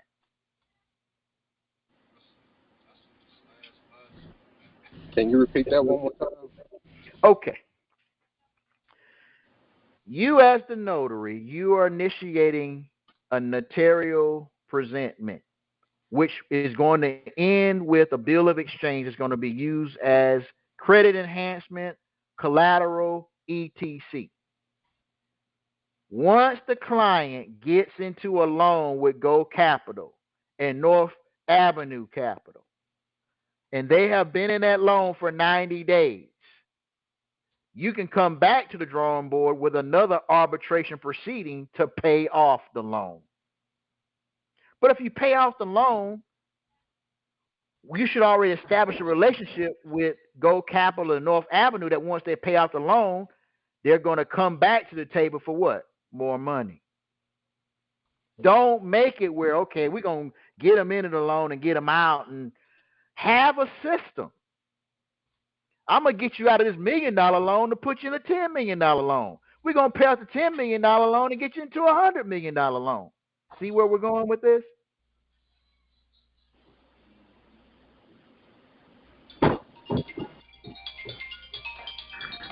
Yes, I do. All right. It's a wash, rinse, and repeat. Wash, rinse, and repeat. A lot of notaries across America are becoming notaries because they want to become signing agents with law firms. But most of these guys are only making $1,500 doing that type of service. I'm picking on Valencia. Valencia, you still there? Yeah, I'm here. Okay. So what's the size loan you submit with North Avenue Capital? What's the minimum? $3 million. Okay. What's the commission on $3 million? Was it 30,000? $300,000. Oh, 300,000. Okay, sorry. Is 300,000 more than 1,500? Yeah. Okay. If you had a choice, Would you become a signing agent with a law firm for $1,500 a loan, or play advocate and fiduciary and assist with getting the loan closed and make $300,000 at closing? Yeah, that's what I do. The closing, the brokerage, the fiduciary stuff. Right. Yeah. Right. A lot now, of people just need to get past imposter syndrome. I think right. They're like feeling like if they tell people about what we got going on here, what we all know, that people may look at them like, well, what credentials do you have? What certifications do you have? That's why you put North Avenue Capital and Go Capital to the test. That's your forerunners. Right. Use these institutions. Use their credentials. You play the backfield. You just simply let them know, I work for these. I'm a fiduciary that works with these companies. Right. Just like a real estate agent that's under a brokerage house that can facilitate. Right. Yeah. Same deal. Okay. Right. So if you're dealing with USDA loans in one hand and commercial real estate in the other, what kind of conversation are you going to have with your real estate friends? That you can get the 100% USDA financing for their customers. Right. Or their referral.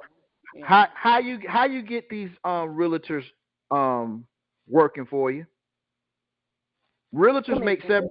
Right. Let's like watch this. How much does a realtor make when they sell a property? About 7%, right? Mhm. Okay. Making this type of money. Listen to what I'm saying. Making this type of money, couldn't you offer them 10%? Yeah. Okay. Yeah. If you offer a realtor, top producer with Century 21, who's probably making 7.5% to 9%, you offer him 10 to 12% if he solely works your platform, meaning that I'm going to give you the play, but you got to bring these properties just like how I'm laying it out. Do you think you have any problem recruiting that realtor to work for you? No problem. Mm-mm. Okay, let's have some fun. Let's have some fun. Call up 5 realtors, and when they ask you about your credentials, give them Go Capital and North Avenue, and tell them that if he has properties that fit that criteria, you'll pay him a 12% commission, and watch the sparks fly. I'm sorry, Mr. Bay. I'm sorry, class. I mean to interrupt. Mm-hmm. I've been multitasking with my job over here. Right. I had to get off. I had to put my headset down, tend to that. Then I come back and I hear, let's have fun. So I'm trying to catch up. Okay. So we're talking about how to make these things tangible and applicable. Mm-hmm. So once you got Go Capital and North Avenue in your hip pocket, you know that you're selling money. So go through their websites on all the different loans, because I'm just talking about real estate because everybody can wrap their brain around it. They do a whole lot more than real estate. I want you to go and market every loan. Listen to how I'm saying this. If they got 10 loans, you find individuals in that industry that use those loans, and if they got 10 products, you get your realtor for each one of those products. If you do that and offer them 10% commission, what do you think is going to happen to your pipeline? Shoot, it's going to grow. They're trying to close to get people approved. Right. And remember, because you participate in arbitration, you're guaranteed a closing. That's why I'm saying let's have some fun. Well, let's have some fun. Shoot. If you look at Go Capital, there are certain things in certain states they can't do unless it's called something. Again, this is where the notaries come in. Let's not forget, because some folks say, well, what about if I just want to buy a house for myself and this, that, and the other?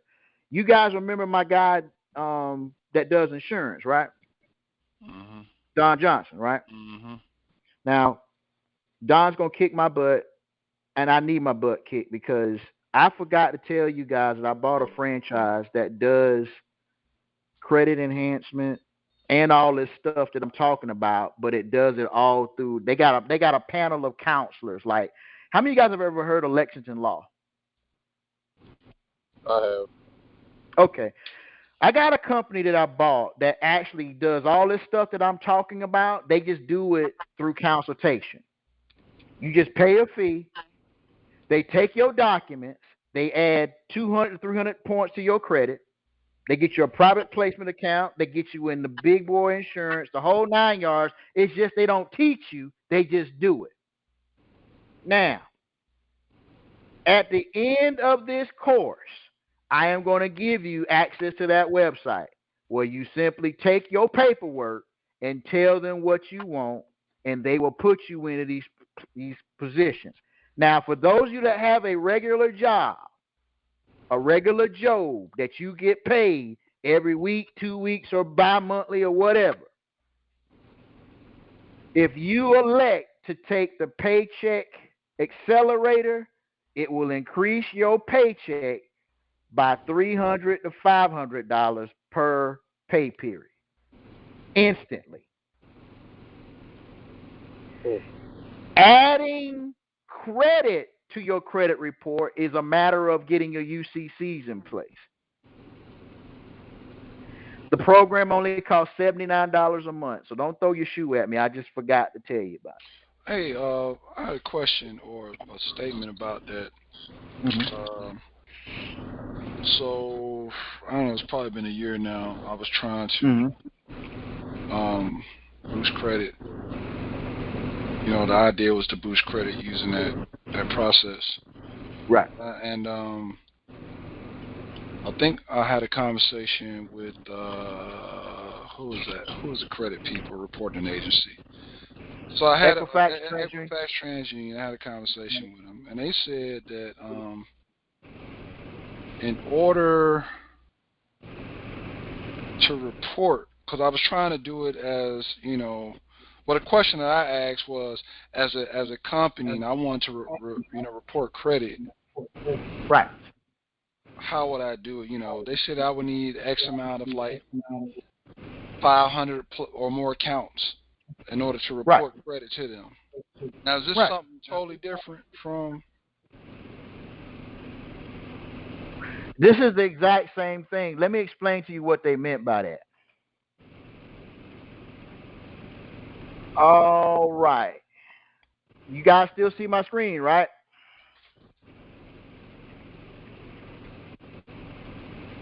Y'all still see my screen? Yes. I don't. Hold on. Let me see what's going on. I see it now. Okay. All right. Keep watching because you're going to learn something. So you got to have 500 accounts, right? About 500 or more accounts. Okay.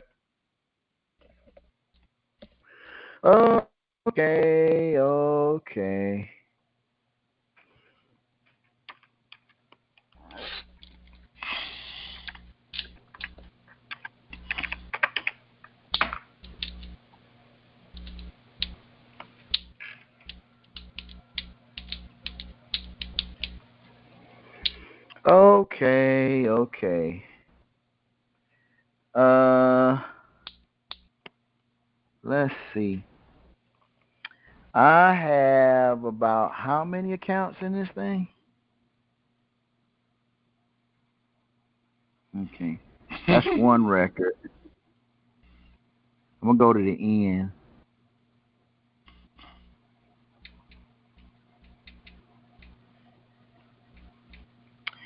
Let me just say this unequivocally.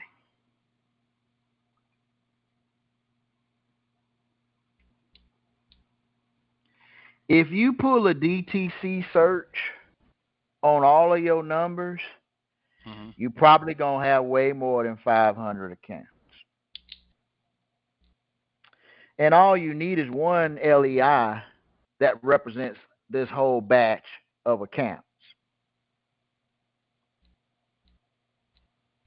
See, If I have the company's EIN number, I have everything that's associated with that EIN number. Insurance accounts, bank accounts, credit card accounts.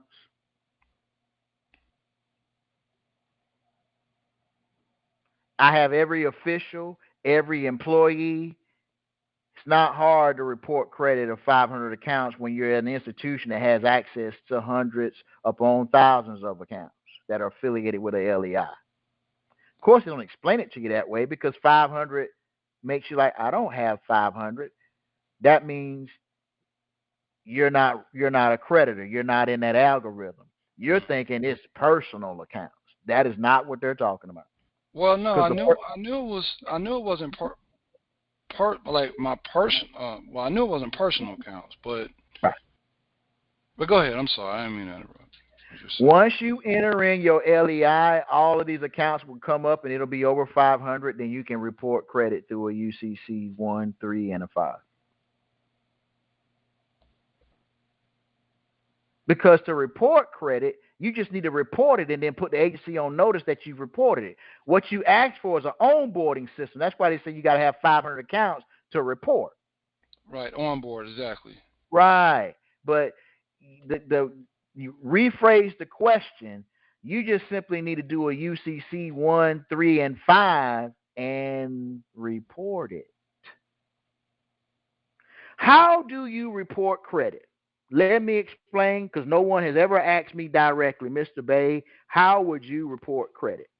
Mr. Bay reports credit just like this. This form that the IRS gives to any trust serves as a pretty good ability to report credit. Let me see if I can find it. Let's see. It might be in the private banking manual. This form right here.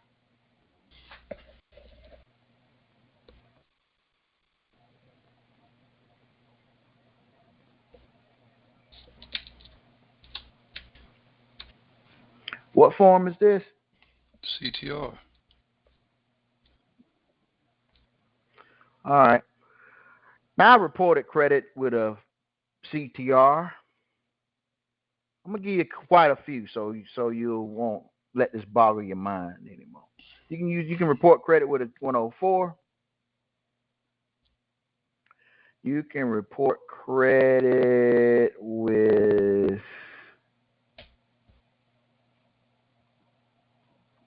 a UCC 1, a UCC 1AD, a UCC 3, but this one right here. What's that one that I just highlighted? Terminations. You know what? You terminate a UCC, that represents that credit has been paid. The creditor has been satisfied. The creditor terminates the UCC. Every time you terminate a UCC with the Secretary of State, it creates a consumer report that goes to all three agencies. Oh, okay.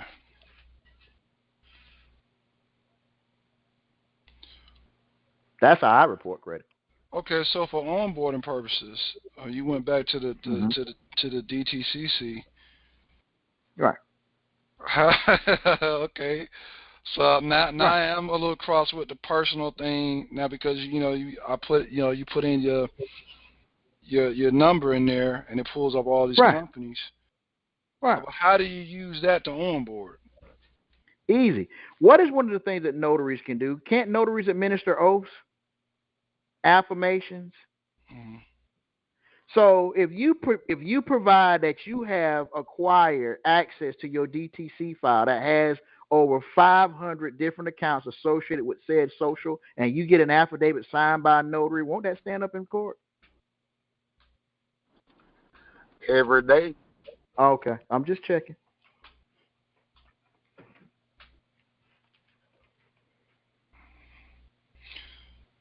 But that's all they need is another person besides you saying that. They just need an uninterested party saying, yep, that's what happened. So, okay. So let me ask you this. I'm going back to the personal thing again. Yeah. How do you separate that? I mean, okay, during this process, should it not be personal? Should you not use a personal? Should it be a business that you're using to do this? Okay, let's talk about what are we doing exactly. You're reporting credit for what? Why on earth are you trying to report personal credit when credit was designed for business? I get it. You can get a personal card with your name on it and your picture and all that good stuff, right? Can't you do that in business too? Right. Okay. Business credit don't taper off, but personal credit, I don't care how good your score is. After you get about $3-4 million, if that, in personal credit, business credit don't taper off. Personal does, because what came first, business credit or personal credit? Business credit came first. It did. Yeah, business came first. Personal was something that they thought up to keep you into this elastic currency. See, when they brought gold and silver back out of the system, they needed plastic elastic currency to keep the whole Ponzi scheme going. That's why personal credit was started being issued. When you go to school, you ain't even able to drive, and they giving you a credit card. Come on now. Well, I thought that's why personal credit was first, because they're using your personal credit to they've already that personal credit came second. It's not first. Business credit came first. Like, we'll back up. The easiest way for you to establish credit, I think we got a former guy that actually used to do credit. Brother Antoine, I ain't kicking you under the bus, but I know you are a credit guru. What are some of the things that you used to use to help people with their credit file, Antoine? Well, from that algorithm, that was a matter of being able to remove all of the negative marks and being able to replace that with positive credit so that they're able to get funding. Most people want cars or houses. Right. So you had to go into a different algorithm of already established credit, rather it be personal or business, to strengthen a damaged or weakened file. Right. So there had to be credit and proper debt to income utilization in order for you to take a bad situation and make it better. Am I hearing that right? That's what you're saying? That's right. Okay. Right. All right. So the construct of credit was when you were under the Old Testament and you ran up a debt, well, guess what? Till you paid that debt off, that was servitude. And you might have to sell me one of your daughters and one of your cows. Pay it off. Then we moved into the language of contracts. And so to keep this whole game going, debt became money. And so personal credit became a conveyance for businesses. See, businesses could extend credit to you personally for you to spend that credit in their department store on their goods and services. Credit was an instrument by businesses that was established to you personally. But people who are utilizing credit don't understand the history of credit started with business to business. See, the farmer's wife could go to the general department store because she was waiting on her crop to come in. So they would advance her seed for her garden. And then when the crop came in, she paid the general manager, the general store. That was the first form of credit.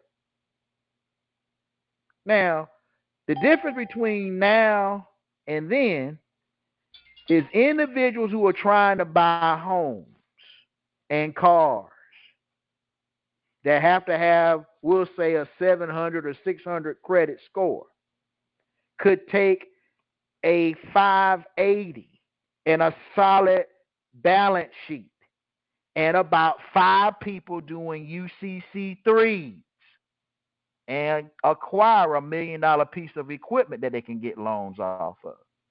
It is Just as easy as calling Ma Bell, y'all know Ma Bell, Bell South, and tell them that you want a business telephone line.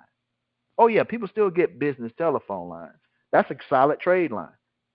I know everybody is working with cellular and cell phones and stuff like that. Businesses still have telephone lines, landlines, if you will. There's a reason. Just like most consumers, the personal folks you're talking about that's rocking with credit, how can you be in the credit algorithm fully when you no longer write checks? Businesses write checks. Businesses are the ones that's paying you with checks. That's why they still write checks. Debtors don't. So they got the debtors, the personal people on the fast lane and no way, and the creditors are slow walking their way to prosperity, smelling the roses and enjoying life. See, at age 51, which if I'm blessed to have breath, I will be able to tiptoe through the tulip of saying what my mentor always tell me. Say, look here, bro. I get my paycheck and I get my playcheck. And that's what it's about. And when you turn 50, you need to understand that that's what you're supposed to be dealing with. Because, see, when you got an annuity, people that have annuities live longer. I was like, how is that? Because they live a less stressful life. They're not on that rat race. They got $30 to $1 million a month coming in every month. Life's a little bit different. Case in point, if you're on the personal credit trap, you will say in your head, boy, I can't wait to get out of debt. That means they've done a good job, because no wealthy individual that is in the algorithm of what we're talking about ever says that. There's good debt, there's bad debt. And everybody that's wealthy utilizing the credit lines, they're up to debt to their eyeballs.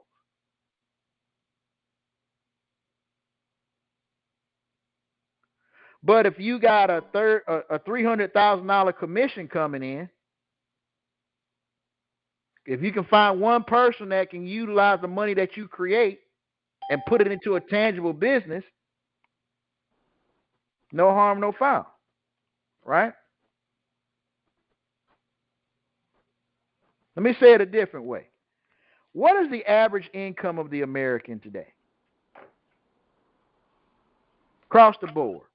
50,000. We'll say 60. We'll say, I'm gonna be generous. We're gonna say the average income is 72,000, which means what they're saying is that's average or middle income. That means middle income is $72,000. That means if you don't make 72 grand, you ain't part of our conversation.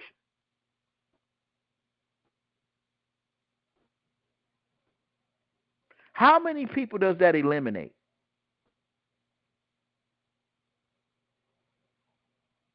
I'm talking about working a job now. A lot. Okay. I don't know the number, but that's a lot of people. So if you work for a company and you're not making medium income, you're in this credit trap, and you're using credit cards to finance your dreams. You follow me?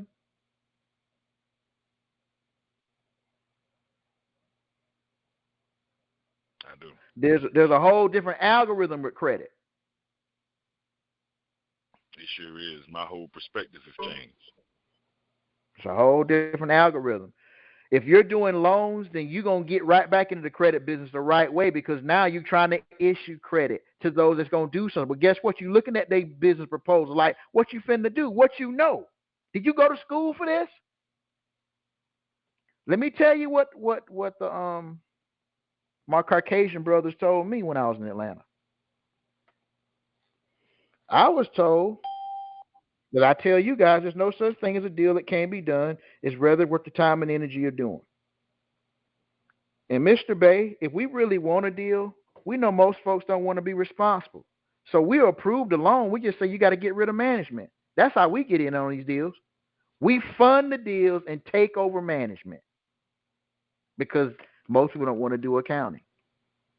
I'm gonna tell you what the credit councils talk about behind closed doors.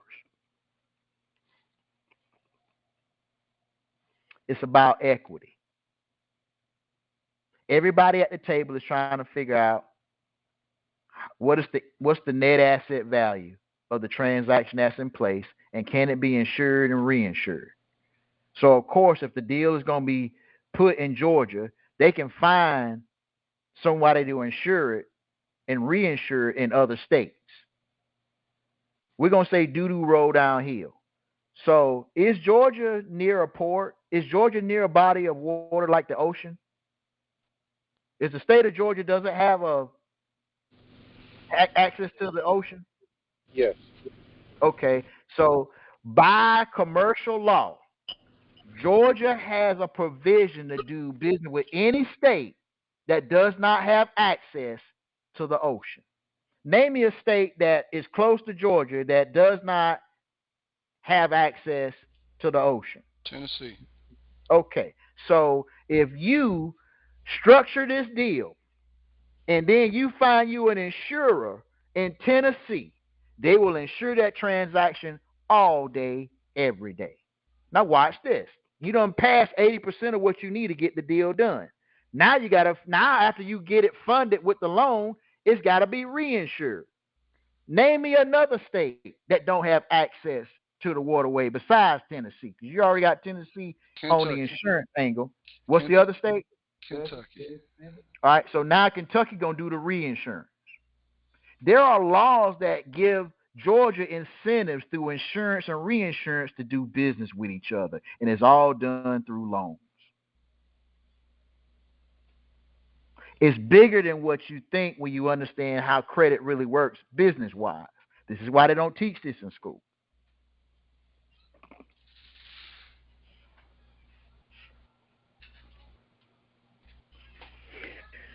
The ability to have what you are thinking about, if it can be insured and reinsured, the deal is already done. Now it's about having what? Proper management. This is where arbitration comes in. This is where trusteeship comes in. Everything you've learned now comes in the fold because you got to have what? Competent fiduciaries to make it all run.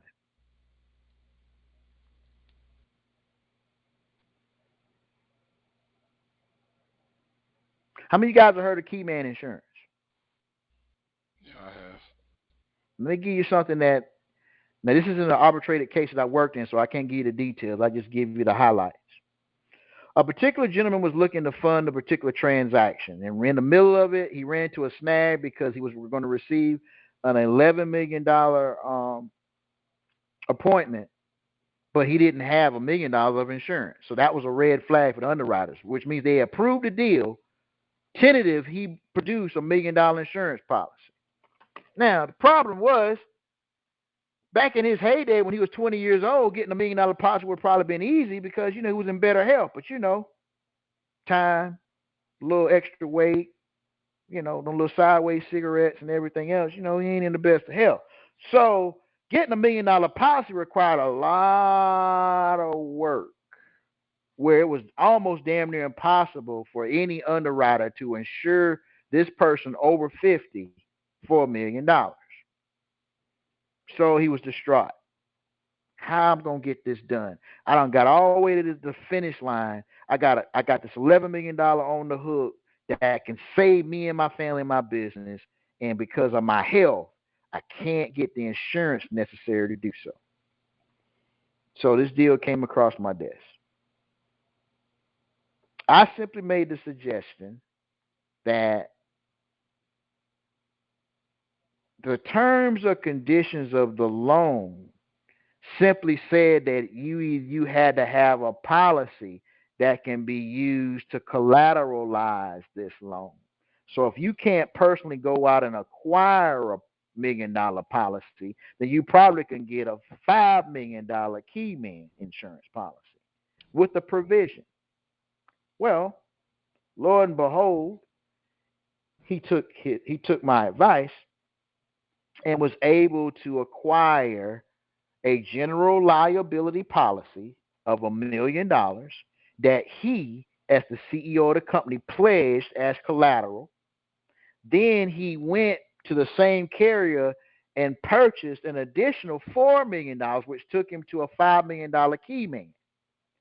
And because this loan was going to change his operation, the policy paid him to retire. So he got the funding, and he had his happy ever after ending. Now I didn't get no no little beans in my Cash App, but I got a thumbs up. Good job, great advice. Why did I say that?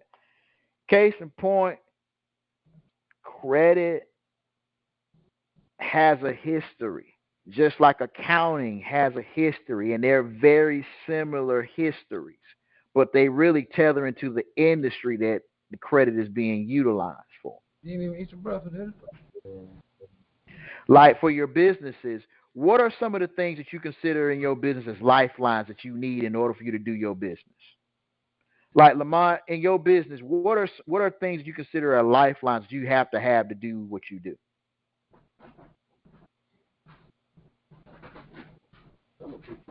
Vehicle. Okay. Give me three things. Vehicle, Give me three things. Insurance, and clientele. Okay. All right. If those are the three things you need to do what you do, what is the value? What will it cost to do those things? Give me a number. That's saying like a monthly or just. Give me a number. Give me a number. A cost. 10,000. 10,000 gonna get you the vehicle and what now? No, I just said a number because you. I'm not hard pressing you, but if you're guessing because you don't have a number, you're proving my point. Mm-hmm. You're in a space where you're selling money, and you only need 1% of what you need. But if you don't know how much you need, we can't get to the 1% cost. Okay. If you're going to buy an SUV that's going to cost $30,000, and that's $30,000 plus. You follow me? Right. That's part of the algorithm. Like if you don't have that type of algorithm going in, you're not going to be able to move. You're going to be in your own way trying to figure this out because you ain't thought that far down the line. You sell money, and you have it, and you actually, y'all ain't said. So I want you to listen to this 7 times. I'm picking on Valencia once again. I'm just going to use her phrase. The minimum loan that you do with NAC is $3 million, and the commission on that is $300,000. The smallest loan that you do on Go Capital is $15,000. $300,000 plus $15,000 should be on your books as earned revenue that you are using to step into the door when you go buy this house, this car, and all this stuff. But you're not thinking that way because you're stuck in this debtor gear. You're in neutral. It's earned revenue because you're already a broker. You can leverage that now and do the work later when you get the things you need. But if you don't have a number, this algorithm passes you by. I'm going to say it that way.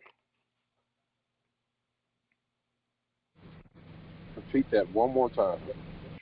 If you are a broker with Go Capital, the minimum loan commission is $15,000. If you are a broker with North Avenue Capital, the minimum commission is $300,000. To be an accredited investor, you need to make what? $250,000 a year, 3 years consecutive, to be considered an accredited investor. So for laughs and giggles, if you substantiate on UCCs that you are tied to the DTC and you've been in the DTC for at least 3 years, and in 2023,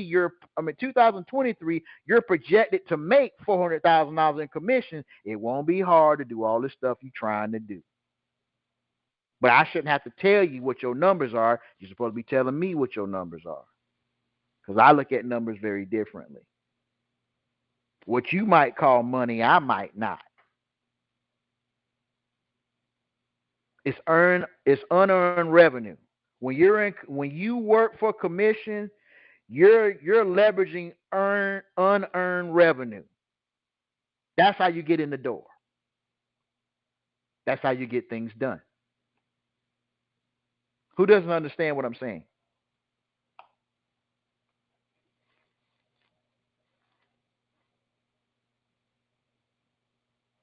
Or who needs more clarity?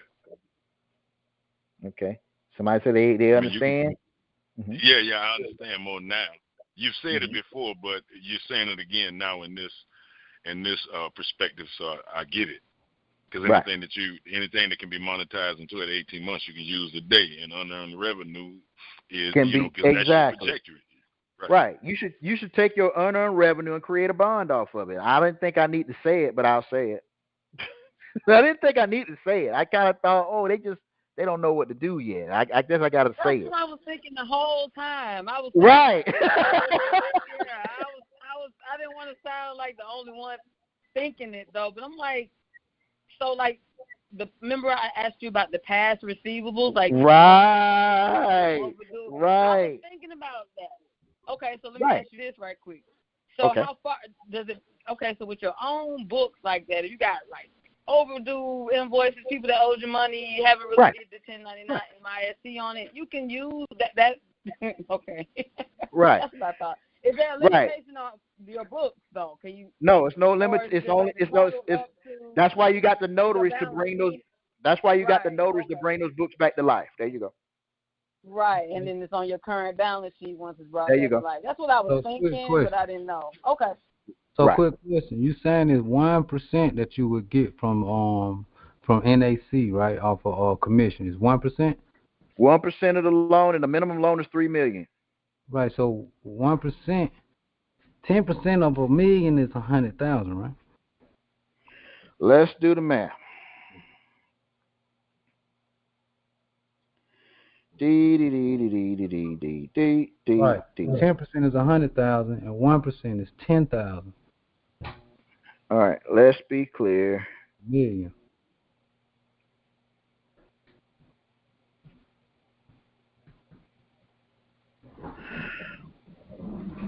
All right, let's do it like this. Let's call it 10% because of how the stuff that's going to go with it. So the minimum loan would go capital with all your points and commissions. They pay out $250,000, and then there's another part of the loan. You get paid twice on the loan. So we're going to call it $300,000 for conversation purposes. It's about $280,000 that you make off of a $3 million loan. $3 million loan, okay. That's okay. Included. Okay. Right. So the smallest loan that you send in to Go Capital is going to get you net $250,000 plus an additional $15,000. With Go Capital. And if you say that again. With Go Capital or NAC? Go Capital is going to mentally pay you $15,000 on a commercial loan because the minimum loan is $150,000. Right. And you're going to make that 1% plus 3% with NAC, which is going to bring you over in unearned revenue for one deal. Listen to how I'm saying this. You're thinking, I got to do a loan with Go Capital, and then I got to do a loan with NAC. Right. What I'm telling you is this client that you got approved for NAC is going to also get approved. It's the same client. It's just 2 loans, 1 client. Okay. Every person you bring in is going to get a loan from, if you get a loan from NAC, you're going to get a loan from the other company. Right. It's a package deal. That's the only, when I'm talking to clients, I'm talking like that. You're not getting, no, you're thinking too small. You're in the way. I got it. Like I said, I got another program for if you want to get off the bus and get on the short bus, then I got a program for that. We had a program for the short bus. You just pay $79 a month. You just gotta just show up on your appointment time, produce your UCCs, tell them what you want to do. Now remember, if you learn some of this stuff, you're telling them what to do because these are paralegals. I wasn't supposed to tell you that, but it's a group of paralegals that started a company, and they're working a process, and they charge $79 a month to do it. And if you work a job, they can get you an additional $300 to $500 per paycheck, per pay period on your check by signing up. You get a car allowance and a house allowance. There are individuals that are signing up 3 people at $79 a person, and they're making $3,000 a month. And they're getting a car allowance, which means if you're renting a car for $500 a month, you get an allowance for that. And if you're paying rent up to $1,800, you're getting a rent assistance of $2,000. Don't get mad at me. I just was real busy with everything else, and my business partner said you need to tell these people this because they don't know.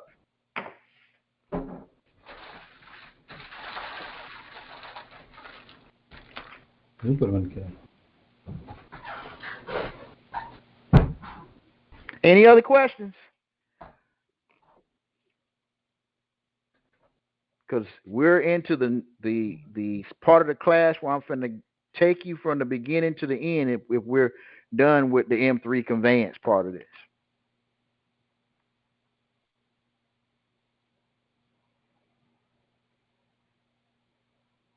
Any questions?